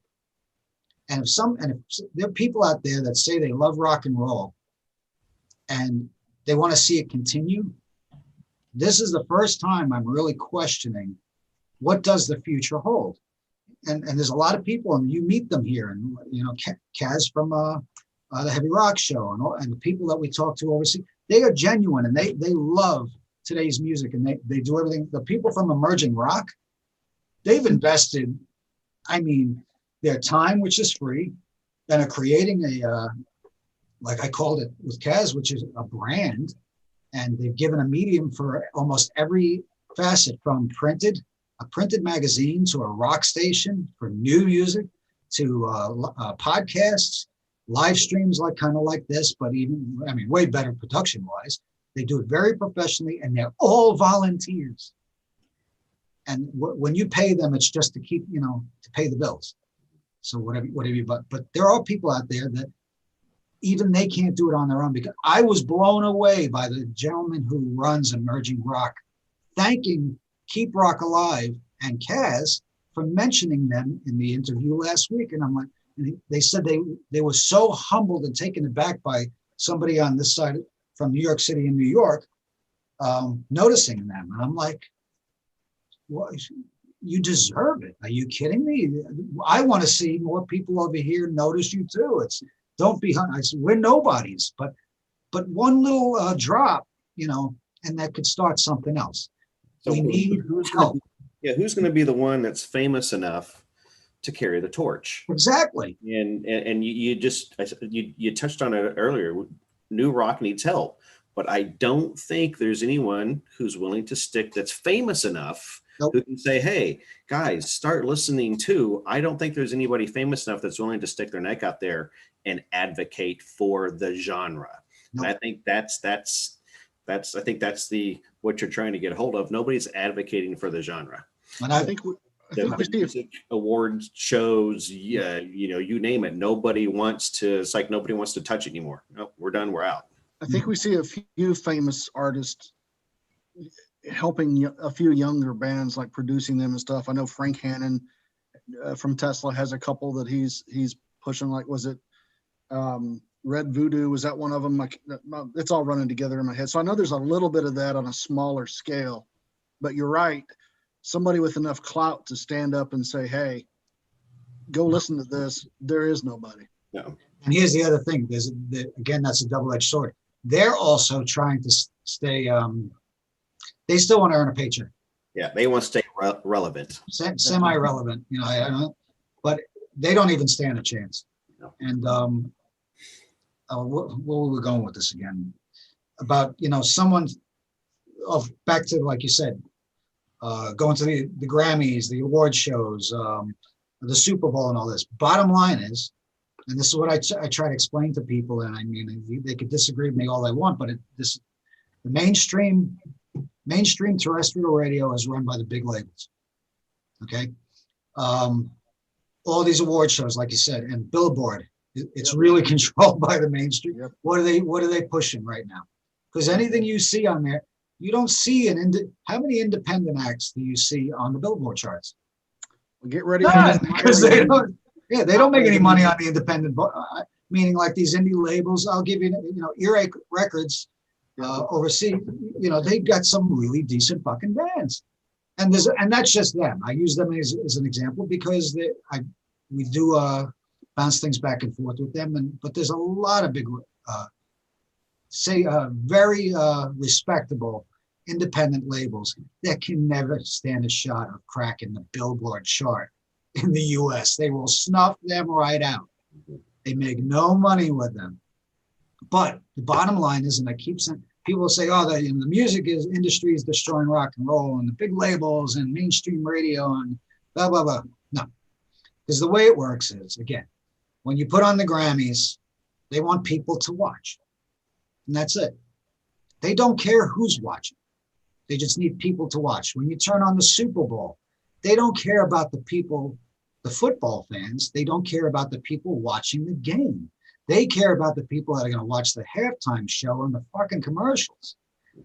And if they can guarantee, like, what is it, usually around 100 million worldwide watch the Super Bowl or more, whatever the number is. Okay, they need to guarantee that to all these major corporations, Pepsi number one, that we're going to charge Doritos X amount per second of commercial time, the most money they can charge them, because we're going to get you 120 million viewers who don't watch football, and at the halftime show, 120 million viewers who's going to draw them in. Right now, it's obviously this guy, The Weeknd, who I didn't even know who the fuck he was. I thought they meant it was going to be on The Weeknd. I swear to God. I didn't know it was an actor or whatever he is. Pop star. I don't even know what he is. And that's fine, because I don't expect anybody to know who I'm pitching right now.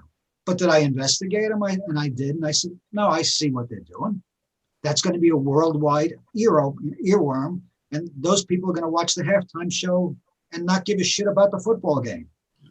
And then they can charge what they want to charge again. That's the way that works. Radio stations. There's no new. Here's the other one. And you said this a little bit too, Sean. Who's going to give them a chance? Nobody. Who's going to invest millions into something that hasn't? It's not even that there's a guarantee on their return. Your chances of a return are slim to none. Let's say the three of us had, I don't know, what would it cost right now to get an FCC license and start our own FM station, let's say close enough to New York City with enough watts that we could reach the city, that we can catch all the commuters in the morning and shit like that. And we're going to play nothing but pure new rock and roll. Right? Great idea. And we got to play all these bands that we've heard and are listening to now, and we're gonna be the platform for them. Now, all right, let's say it costs $3 million, and we all put in $3 million. We emptied our bank accounts, right? We're gonna go with this. We're gonna own a radio station in New York City that plays nothing but new rock. Now we got to go out and get advertisers. Yep. Who's going to sign with us? Yep. Who's going to buy a contract to advertise on our radio station? Right. Nobody. And why? Because we can't provide a legitimate groundwork for how many people are actually going to listen to this station with our format right now. And let's say in 3 months, 6 months, a year. It's not going to happen. We might, but it'll never be enough to justify the investment. And that's the bottom line. Had we said, okay, now we take the 3 million, and I don't know, it's a big enough market, but you could probably start another pop station, maybe a K-pop station. No, you know what I'm saying? Yeah. Yeah. But chances are we'd be able to contract advertisers. Yeah. Because the demographics and the numbers have already been done on, you know what, K-pop is here, and they forecast and project it to be in this amount next year, blah, blah, blah, blah, blah. You'd have something to go on. So there's somewhat of a safe guaranteed investment in it, and that return on their money. And we're going to provide you with, well, you know what, we think with the new rock and roll, we might get 1,000 listeners per day or X amount of hours or however that works, as opposed to a couple 100,000 the other way. Which one are you going to sign with? Yeah. And that's what people need to understand. There's money behind everything, and it comes down to advertising. And that's really what radio stations come down to. And the big labels, they only make money on the road. They don't make money on the music. And that's the same thing with, with the artists. That's where the money's made. Merchandise on the road, and money made filling arenas or the big theaters. Other than that, you get anything less than that, and you see bands that are like, I'll just use the example, where they number 9 with House of Noise, Massive Wagons in the UK. They cracked the top 10 in the UK charts, legit. Yep. Those guys still work their day jobs. Yep. They didn't quit and say, "Oh, we're going to live the rock and roll dream now." No, I mean, Baz is home taking care of. You see him with the kids and stuff like that. His granddaughter maybe, but what my point is, they're still living the same life, making sure that they get their paychecks. I remember when the pandemic started, and the band I just talked a little bit. Bowser runs the Twitter account. He had a baby, and he was still running a machine, running recycling. That's where he worked at a recycling plant, running a payloader. So that's where rock and roll is, and those are guys that are, like I say, if there's let's say maybe 3 levels of bands or 4 levels of bands, and top tier is number 1, that would be a band that's touring and literally living the rock and roll dream with a big record contract or whatever you want to call that, the ultimate success. But then the tier below it on a decent independent label that might have cracked the top 10 somewhere, there's such a huge gap between that and a band that's literally just a hardworking band with success still isn't, let's say, financially independent. They're not buying houses in fucking Malibu or Beverly Hills. It's not like you see in Rockstar. So I don't know. I guess, again, the question that really looms over this whole conversation is, now what and how? Great question. And we really, I can't, I'm never going to lie and look into somebody's eyes and say, oh, here's the path to success, or here's how we, I don't want to say save rock and roll, but bring rock and roll, let's say, back to even some semblance of the mainstream. I don't see it happening anytime soon.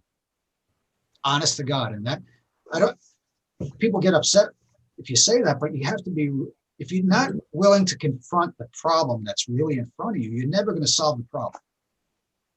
Just because it's rock and roll doesn't mean it's exempt from reality. So, if you're sitting back and I do know a lot of people, here's another thing. I've talked to people that do invest a lot of time and they do want to make, let's say, a go at being involved in rock and roll, whether it's from a journalistic standpoint or promotion, management, none of them can. And they're also all still working their regular jobs, but they want to live a life of rock and roll, maybe not as an artist, but, in another facet of the business. It's not there. There's just no money because there's no money coming in. It's like any other business. So if the bands aren't making money and the music's not making money, I think Richard had to take a bathroom break. Probably so. When you gotta go, you gotta go. Yeah. But like I said, right now there's no money in rock. Yeah. And I mean, I tell anyone that I talk to, let's say personally behind the scenes with this, I'll always, if I find someone, we start to, obviously I give, there's like a bit of a preferential treatment because once I get to know someone, obviously I'm going to retweet their stuff more. It's just because I'm exposed to them more and it's just the way it is. It's really hard to try to help everyone, but if everyone can work together and you all create your own little circles and all the circles work together as a circle and then each circle works with another circle and passing things back and forth, maybe we could build some kind of a head of steam. I don't even know because like you said, there's nobody big enough out there that's going to like reach in and pluck us out from, going down the toilet. Well, I think like you said too, with the circles and the networking, everybody's out for themselves. And I don't think there's really a way for people to start to work together to bring the genre together as a whole, because my band, I'm going to work my butt off to make sure my band makes it. To heck with Richard and his band. Those guys suck. Are you kidding me? I want his fan base, right? I want everybody to hear my music. I'm going to do everything I can to make sure my music is heard. So to heck with anybody else. Yeah, you're right. How are you going to be able to get the ball rolling? How can you get the ball rolling when you can't even push the ball? Well, here's the thing. Everyone's fighting over the same dollar too. Yeah. And especially nowadays, I mean, and I say this too, this came up with the Save Our Stages thing. And I think in the UK, it's called Save Our Venues maybe. And I retweeted it for Emerging Rock yesterday because again, another thing they did, they had a Christmas party. Meaning on Zoom. And I wanted to, but I was stuck yesterday afternoon.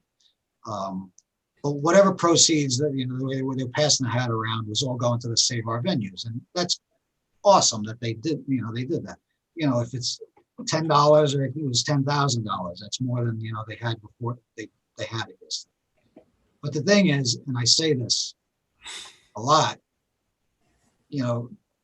people in general, the general public and the fans of the music, everyone's hurting right now. And maybe not everyone, but for the most part, the regular middle class working schmuck. Yeah. Right now, with what's going on, you don't know what's happening next. You got the holidays. You got to take care of your own, yourself. You got to look out for number one. That's not anything in particular, meaning music or not. But if it comes down to somebody eating or giving $10 to Save Our Stages, they're going to eat. Yeah. They're going to feed their family. So right now it's a tough time for, everybody's in the same boat because the same guy might own a store that his family's had for 50 years and they're closing tomorrow because of all this shit that's going on. So it's a tough time to be reaching out for handouts. And I say handouts because that's basically what it ends up being. So don't be offended when people can't. And even like Bandcamp, and this all, shit runs downhill. The bands to me are the bottom line. So now you got all these live streams. And it was a little over a year ago, I had the original idea and I talked to a couple bands about doing KRA live. And I was going to I didn't know how to do even this yet. I didn't even know about Zoom or any of this. I had, there's got to be some kind of platform out there that does things like this or where bands can play live and you can beam it to YouTube. I had the idea, the structure, I just didn't know how, but I never got anybody to sign on. They said, oh, it sounds great, but we're doing this and we're busy. And that was the best when they're busy, right? 3 months later, everybody was doing it at a necessity. Mm-hmm. But now even that's, it's wearing thin because it's hard for people to keep every time they watch a live stream, the chip in. You don't get the same, I'm sorry, you're not going to get the same experience if you do a live show. And, it's just we need things to get back to normal, first of all. Before anything else can really happen, this virus has to be gone. We got to get to the point where everybody feels safe again. Not even once they open things up again, let's say they can officially call, they green light everything and the pandemic is over and do whatever you want. The baseball, full stadiums, everything back to full capacity, let's say. There's still going to be people that are going to be scared or whatever. And that's, I get it. And that'll come back. But we got to get back to where these bands can, get out and start playing again before anything else can happen. Because we still haven't hit rock bottom, in my opinion. Because if this goes on another 6 months, see, they're talking maybe before they all clear is called, there's going to be late spring, early summer at best. Yep. So it's hard for me to wrap my head around that, not just the music, but everything in general and businesses in general. How many more are going to fall, before this is all said and done? So it's really hard to, let's say, make our, this, and it's a good time, and this is why having this conversation out. Richard, when you said it the other day, the light bulb just went bing, let's do it. I think I messaged you. This sounds like a perfect opportunity. We need to start screaming. And I asked you, are you in? Someone has to do it. You have to start the dialogue. And the other thing is, we've got just over 19,500 followers on Keep Rock Alive. And again, I'm realistic. Be lucky if a third of those are legit, meaning, people that truly watch or interact. Why can't we get more people? And I don't want people to ever be hesitant or, embarrassed or shy or whatever. Get in on these with us. Because I want to have somebody, what we're missing here now is someone that disagrees with us. Mm. Yeah. And I would love to have that and say, okay, hear them out. And then I can't, speak for someone that doesn't even exist right now, but there does need to be both sides of the coin and both sides of the argument discussed. I don't see how you could argue it, but what other course of action is there that can be taken to pull rock and roll out of this rut? Because we're stuck. Mm-hmm. and stop from being taken advantage of. Because that's what's happening. When you got other acts and other artists posing as rock and roll and then being accepted as rock and roll by the mainstream and encouraged and supported as rock and roll, and it's not. Now what? Because now we're being misrepresented, and the general public is going to look at. Let's say they like this, this Miley thing. Obviously, is sold a bunch of records, copies, whatever the fuck you call it now, downloads, all of it. And kids are, I'm a rock and roll fan now, and it's this, and K-pop is now rock and roll, and everything is rock and roll, except for rock and roll. And then when they listen to bands that we're listening to now, like that we hear overseas or here on Keep Rock Alive, whatever, and all the people that we talk to, that's not rock and roll. It doesn't sound like rock. Now that's what I mean about being stripped of our identity, and being we're taken. The soul of rock and roll is being taken away, because Alexandra from Poland, I don't know if you've seen. She was in on the same conversations, and that might be who you were talking to, Richard, because I was looking for the bright side to this is maybe she'll expose some pop fans to rock and roll. I don't see it happening, not with this album, okay? But I said something, and she said, well, what defines rock and roll? And she said, is it an attitude? Is it the music? Is it the look? And I said, it's all those things. That's right. And you either are it, and it's hard to explain. Like, to me, I feel it in my chest. When I'm playing it or listen to it, I literally feel it inside me. It gives you, it's emotional. It sets off the endorphins. I mean, it could also make you sad. It can take you out of a funk. No other music does that for me. Some other songs, specific songs that may trigger a memory or something. But to me, rock and roll is all I, and there are some people that say you shouldn't be. I'm not shunning other music, but it's like if you hand me something that I don't like to eat, I'm just not going to like it. I mean, I'm not saying that it's bad or it's bad for you, whatever, but it's just not my taste. But you can't just come out and say, okay, now I'm a rock artist. Bullshit. There's another reason you're doing it. If that reason isn't pure passion for the music, then you're full of shit, in my opinion. That's a rock attitude. And that attitude is starting to disappear. We're seeing it, because if you're going to keep accepting, where's the line? Let's say one of these gangster rap songs comes out and someone says it's rock, it's rock music, because they say it is. Do we have to accept it as rock music? And if we don't, they're going to criticize us for being intolerant of someone else's music or some bullshit like they try to sell on us now. Where does it stop? Yeah, like it or we'll give you the label. Exactly. Well, that's what I'm trying to say in a gentler way, but there really is no gentle way to say it. Yeah. And I have no answers for any of this. I really don't. All I know is I talk to more and more bands, and I start to feel bad because, and there's some bands that I open up my emails and you can tell by their words they're trying to be genuine and they're praying that I'll play the music or something. I'll play it and maybe it's not rock. I'll play it, maybe it's just bad. Or the production is bad, and you hate to say no because you can tell when they're truly passionate. It could be the worst band in the world, but they have way more passion for rock and roll than Miley Cyrus ever fucking will. Yeah. That's what I'm fighting for.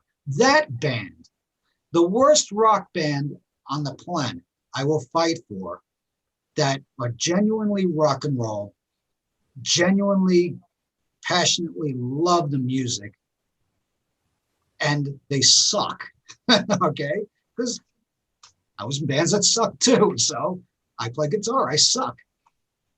Opposed to some mega millionaire fucking celebrity trying to convince me that she's truly as passionate about the music because she got to record with Joan Jett because of who she is. And I'm sure Joan, who's supposed to be punk, got a nice paycheck out of it too. That's something else that nobody's addressing here. Yeah. She's a human being. She's got bills to pay too. So you know what? That's not very punk. Stick around a year or two. Miley will be something else. She won't be rock anymore. She'll be whatever else comes. As soon as she's able to go on tour again, and if they start doing the numbers on how many people they're going to be able to stuff into a stadium if she's a pop act or a rock act, and if they say, well, you're going to get 27% more people being pop, what do you think she's going to be? Yeah. It's easy. Yeah. And I wish some of these mega celebrities had the fucking guts to come out and stand up for themselves. Like, so let's imagine, in some sick fucking alternate universe that what we're talking about here, and I put out a clip, somehow gets to her, right? Which I highly, highly doubt. We got a better chance of being signed by fucking Warner Brothers right now than her, coming back and saying you're wrong. I would love to see that. That would convince me she's rock and roll. Mm. That she fought back and told us to go fuck ourselves. I do love it. That would convince now, but I don't buy it. Mm-hmm. I hope, and I'll address her through this, Kaz. I hope you watch this tomorrow, like she said she was, because she's not like us. You could tell she's a lot gentler than we are, and she wants to give her the benefit of the doubt. I don't buy it. not with this record.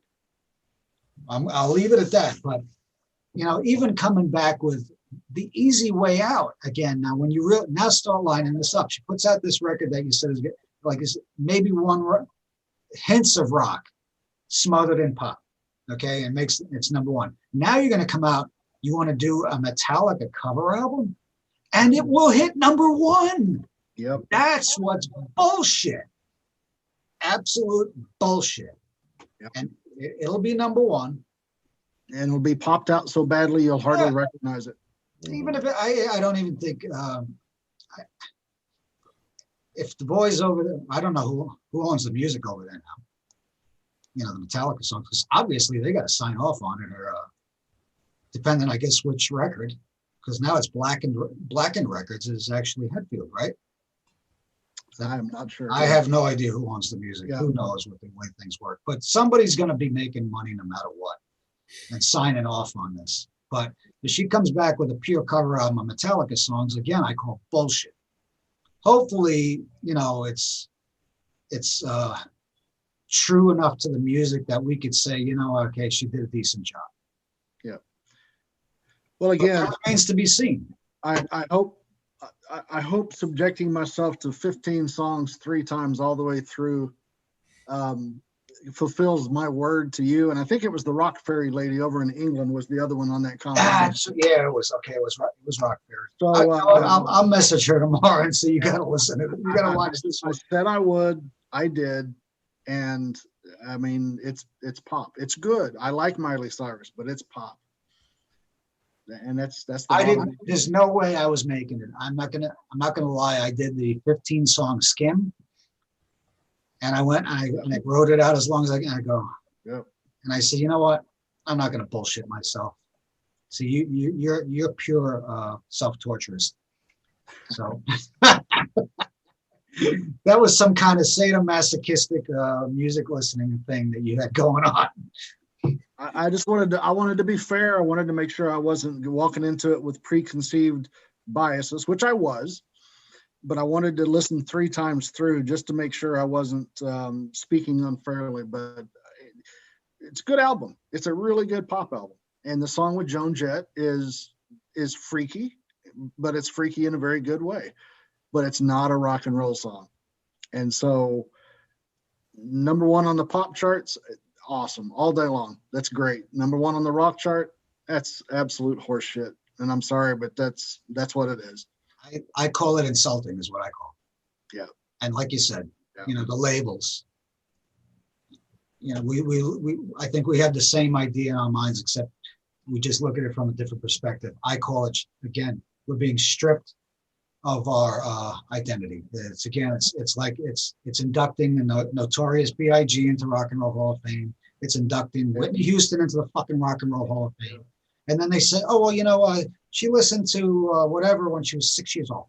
Get the fuck out of here. I listened to the fucking, what the hell was I listening to? I mean, I was listening to the Partridge Family, not knowing any better when I was a kid, because I was in love with Susan, what's her face? Susan Day? Susan Day. Loved that, right? Yeah. Yeah, because, oh, yeah, I did. That's right. I did that. Not that I was. No. Yeah. No, I did. Remember, I think maybe you saw it. I did. I was doing the Who Would You or whatever it was, stupid polls for a while. I had it was Marsha Brady and Lori Partridge, and I go Lori all day. And then how can you look at her? Are you out of your fucking mind? It's the Ginger and Mary and all that stuff. And you got to be careful about that now. Yeah. Can't even say that anymore. I know. We grew up through it. It was corny, stupid shit. Kids were. I mean, people were, before rock and roll. Like, a lot of the kids I knew were reading Teen Beat. They turned out to be the biggest maniacs that were into hair metal running in the 80s. That they just didn't discover it yet.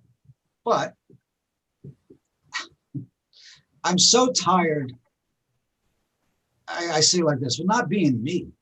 And this is where I fooled myself into when I was doing this Twitter thing, is I wanted to be, because I do genuinely love helping people. I hate getting fucked. That's my biggest thing. And then I turn into a dick.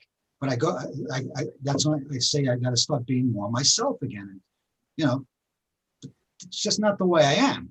But when you have people, especially we're all on the same battle. You have to be working together and talk. And another thing, talking a lot more. This is the most constructive conversation I have had in regards to what is basically the essence of what Keep Rock Alive is supposed to be. Literally what it says, you know, the argument of it's not dead. Yeah, it's not dead, but we're losing it. And it's losing itself. Yeah. Every day that goes by and all these little things that keep adding up, you know, it started with, a few years ago, or was it maybe it was 2 years ago, the first time that in the history of these fucking award shows that there wasn't a rock act. And everybody was up in arms. But they're up in arms for 3 days and it just goes away. And you know something, I understand that because people have lives and things, their own things to worry about. Yes, but you can't complain when you're not going to do something, actually do something about it. Yeah. Screaming and hoping someone is going to do it for you is just not going to happen. So until rock music is considered a valuable commodity again, nothing's going to change.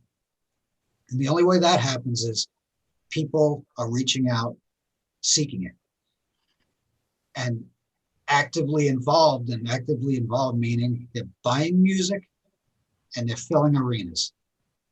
How to get to that point right now, I have no idea. Not a clue. The only other thing I thought, and I don't even know if it's possible, is you have to write songs as a young band that your peers are going to relate to and will resonate with them. So, you know, if you're a band in your early 20s or your late teens or even your middle or whatever, you know, write songs that kids in your school or, you know, people your age are going to relate to like we did and say, that's me, or that happened to me, or it just grabs you, the hook, the song structure, the hidden, all of that. But they can't even do that now because this, again, I say you got to be the voice for the kid out there that, you know, wants to tell their parents to, you know, kiss off.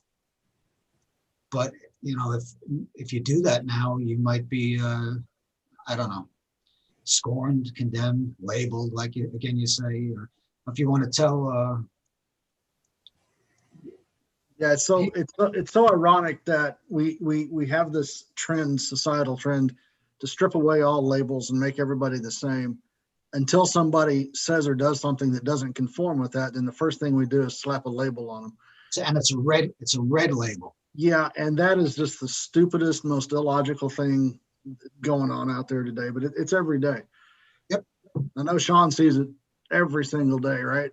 Yeah, I mean it's a scarlet letter. It really is. You want to go back to that old adage, but it really is. And how do you get rid of that? Yep. You have to basically, and this is what I was thinking. Two things I thought. Been talking to my best friend for, you know, just in general, not about music, but about just against society in general. And what would it take for all this nonsense to stop? And I said a couple of years ago, I used this as an example, and you know, this is another fucking point of contention. Is I said we need like another 9/11, and I said it meaning it's the last time you saw this country start actually, you know, kind of, you know, coalesce, and you saw our whole government standing on the steps at the Capitol as one. Yeah. And we all were on the same page for once. It takes something bad happening for us to wake up here. You know, it happened with every war, except not the Vietnam War, but something like that where we have a common enemy, common enemy so dangerous that we all are finally putting away our bullshit for a few minutes and working together. You think COVID-19 would have been it, where at least it didn't just take down, you know, this country and literally stop it in its tracks. The whole world came to a stop, which it really did. And it doesn't matter to the, you know, I don't want to get into the discussion with people of, you know, it's bullshit and, you know, the death rate. I don't care. It literally stopped the fucking world. Yep. So you think we all could have gotten on board, you know, as a group and say, okay, what has to be done to stop this? No, it made it even fucking worse. So then I thought, well, maybe we need to be invaded by aliens. That might work. Ones with the the real, like the original War of the Worlds with the big, stupid, cheesy photon, laser beams, shit like that. Will that stop you? Attacks? Not Mars Attacks? And we'll get, who was it? Slim, got to get the Slim Whitman records out. That's exactly right. I love that movie. Yeah, it's an awesome movie. But my point is, it's got to be something that's literally can wipe us all out equally to stop the bullshit. I don't think it matters anymore. I think it's called pop. Huh? I think it's called pop. Yeah, that's right. Start playing K-pop, and their heads start exploding. Right? Their heads explode in the helmets. Oh damn! Something, I think, honest to God, this is my personal opinion. This is all bullshit. This whole conversation we just had is going to go nowhere because nothing's going to change. Yeah. I don't think there's any saving. This is, again, my personal opinion. Got nothing to do with music. In general, right now, nobody is willing to step off their fucking pedestal. Mm-hmm.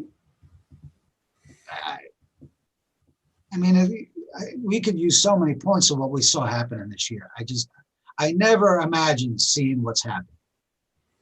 Maybe things have gotten so bad it needed to happen and needs to be, and then maybe cooler heads now, and now everybody start working together again. But I, honest to God, don't see it happen. I see it getting worse. The only place I ever feel safe, and I put something up this morning that I had the words differently. I've said it before, but about everybody at a rock concert's there for the same reason. Yeah. Other than that, I can't think of anywhere else. You can't even not that I go to church or anything, but people are even fighting in church. Well, I've seen that. You're traveling or something. You'll stop at a quick stop along the interstate, and you'll be wearing. I got Nita Strauss tonight. There'll be somebody with the Metallica shirt on, and you can sit and talk like you've known each other forever. Yeah. That kind of thing, right? I mean, that's happened over and over and over again. And sometimes I've heard about bands that I either didn't know about or I didn't know were still around. Literally, there's a quick stop going up to see Sean near Wichita, right there at the interstate. And the old boy said, "Hey, have you seen Pretty Boy Floyd lately?" I'm like, "No, I haven't thought about them in years." He said, "Yeah, why would you? But they're really doing well." This was probably 4, 5, 6 years ago. He said, "You should just look at a show because they're really doing well right now." And so, just from a stop at a gas station, wearing the metal colors, if you will. Hear about a band that I hadn't talked or thought about in decades, and by God, they put on a pretty good show. So, you were right in what you put up there this morning. I've seen a fight or two at a rock and roll show or this or that, but honestly, I've seen far fewer. Two drunks that don't remember it the next day anyway. A lot fewer fights at that than I have, football games, baseball games. Oh, Jesus, yes. Stuff like that. One of my favorite fight stories, I'm a big OU fan. We were in Tuscaloosa, Alabama 10, 12 years ago, right? Sitting up in the end zone with the rest of the OU fans. Hell of a fight breaks out behind us. And it's a couple of Oklahoma fans fighting each other. It's just the funniest damn thing you've ever seen in your life. That's like Yankee Stadium. Yeah, it's not like that usually with festivals. You go to festivals. Sean and I have been to many festivals together, the contents of which we shall not discuss what happened. But it's like you said, it's like this big, family atmosphere. Family. Yeah. And that's why I follow Jackal all over the country. I know, Mike, you don't agree with the see a band 100 times kind of thing, but you see the. No, I'm not going to lie. There's certain bands that my favorites. Yeah. You see the guys, you see the crew, you interact with the crew, you get to know them by name, you get to know, depending on what city they're in, the other fans that come. And over time, it's much more than driving down to Houston to see Jackal play for the 27th time. It's this big family thing, right? I got to go to the Florida Keys to see Jackal. I got to go to Kentucky to a motorcycle rally to see Jackal. Things that I would never go do otherwise. Following bands all over the country, and turning it into this big event and big atmosphere. And that's what I'm missing so bad right now. Well, I try to subliminally create that vibe, and that's why this, I think, is the final piece of what I'm, as far as I'm going to go, let's say, on what I, this, whatever this fucking thing is that I do, trying to help promote bands, is this now. And I call it the most underproduced, rock chat show, interview thingy, whatever I want it to be, people just hanging out, no real scripting other than the basics, just talking. And you'll know when you go down my page, and I only do with bands that follow back, which more often than not they do. I'll say KRA blah blah blah pick of the day from wherever. Here's KRA family members, such and such. Yep. It's supposed to be a family. I will preach that till the day I drop dead, that rock and roll is a family, and that's what sets us apart from most other music. Because for the most part, most other music does truly come and go. This is the longest duration we've seen of the stronghold of the, say, the pop domination, hip hop, the last 20 years. It's never gone on this long, because I see a lot of people and they're optimistic and they go, oh, rock and roll has always come back, or rock and roll will never die, or rock and roll always evolves. Yeah, but it's not being noticed. And nobody's really supporting that. And we've never looked up this long. Because right now, 44% of the market is being controlled by pop and hip hop. That's global sales. It just dropped below 14% for rock and metal music. And that's combined, again, the rock and roll family tree. But that also includes classic rock. All these bands, like you saw last year, Sgt. Pepper's came back, was #1 for total record sales. So it's still being supported by the old music.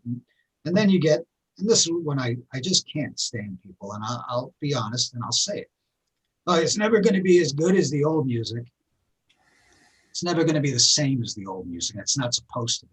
Same way when that old music was new and we were just buying those albums that just came out that are now, classics by legends. We didn't know they were going to be classic and legends. And when I tried to, if I played that music, around my parents, especially my father, what's that garbage you're listening to? I mean, I love the Beatles even then. And that's what opened me up to rock and roll. But that he grew up with that, and he looked at my music. So every generation, I get that. Yeah. Problem is, we don't have any youth this time. But we're different, Mike. I'm not the same as I was when I was consuming this music for the first time. I'm not the same as I was in 1984. I'm not the same as I was in 1985. How I consume it is completely different. And that, I think a lot of the people that are stuck in the past, I think that's why they're stuck in the past, is it was different when I was in high school. It was different when I was coming out of high school. Well, I was different. I was consuming it different. I was doing different things. Go ahead, Sean. Yeah, you were doing different things while you were listening to it. Correct. The music had a different meaning for you at that time, right, versus today. I think that's the fine point you're trying to get to. Because I agree with you 100%. Personally, I think a lot of the music when I listen to now, over the summer I got on a Beatles kick, and I mean I love the Beatles, but it was more of a nostalgia kind of thing, and kind of rediscovering even some of the songs that I really didn't listen to a lot the first time around. But it came and went. But what I noticed is the one thing that was constant was the new music. I was playing at the same amount through all those little, I was the throwbacks I went through. Let's say this year, whatever it was. When Frankie passed away, I listened to Quiet Riot for like 2 days straight. You know what I mean? But it made you realize, and I pulled out the album that I hadn't seen. I remember buying it. I'll never forget. It was a booking record at the Orange Plaza in Middletown, New York, when I bought that album. So you go back to your childhood or your youth. And like you said, it was a different time, and you remember what you were doing when you bought it, and the girl you were dating, whatever, the car you were driving. You had the cassette on the. on the Yeah. fucking seat. But and now we have a different appreciation for it, but we're also like discovering all these new bands. And for me, it's gotten to the point where I'm almost not looking. Put it this way, I'm not looking nearly as much as I was searching, let's say a year ago. It just keeps coming in. And I call through it and I make the clips. The reason I do those clips, and I wanted to say this for anybody that questions my fucking motivation. When you put up a YouTube video and a link, right? Yes, they autoplay. For the most part, if people have it set to autoplay. If not, they just see the preview window and they got to click it to either get it to play in the window if it's set, or it takes them to the YouTube app to play it. Right. Whereas what I do for bands, so I want people to listen, hear it, and like it, and then go to their page. I physically do this every fucking time that anybody questions this. I take the video and I go to the Windows Movie Maker. It's the simplest app that comes with Windows 10 through the photos and imaging, whatever. It's super easy. I just clip it down to 219 and change, because sometimes if you hit exactly 220, Twitter doesn't let you upload. I've learned all the tricks what to do. I'll take out the meat of the song. If it's a really long, boring intro, but it's good, the meat of the song's good, I don't want to lose them, I chop it off. And then I put a YouTube link. This way, when you scroll by, and that's why you see the views counter goes up, the second it scrolls by, it's already playing. Or if you happen to just scroll to it, it's going to play and you're going to hear it. Yep. That's because I want people to hear it and I want people to go investigate the band. That's it. And I do that for every one of them. So I do put the time in, and the effort, put it this way, the effort and the motivation is genuine. That's it. Yep. I know. Gosh, did I interrupt you, Sean? Oh, okay. Yeah, I know there's a lot of music out there, man. A lot of new music. Anyhow, wow, 2.5 hours, man. What did we accomplish? Nothing, but it felt good. We got it out. Tune in next week.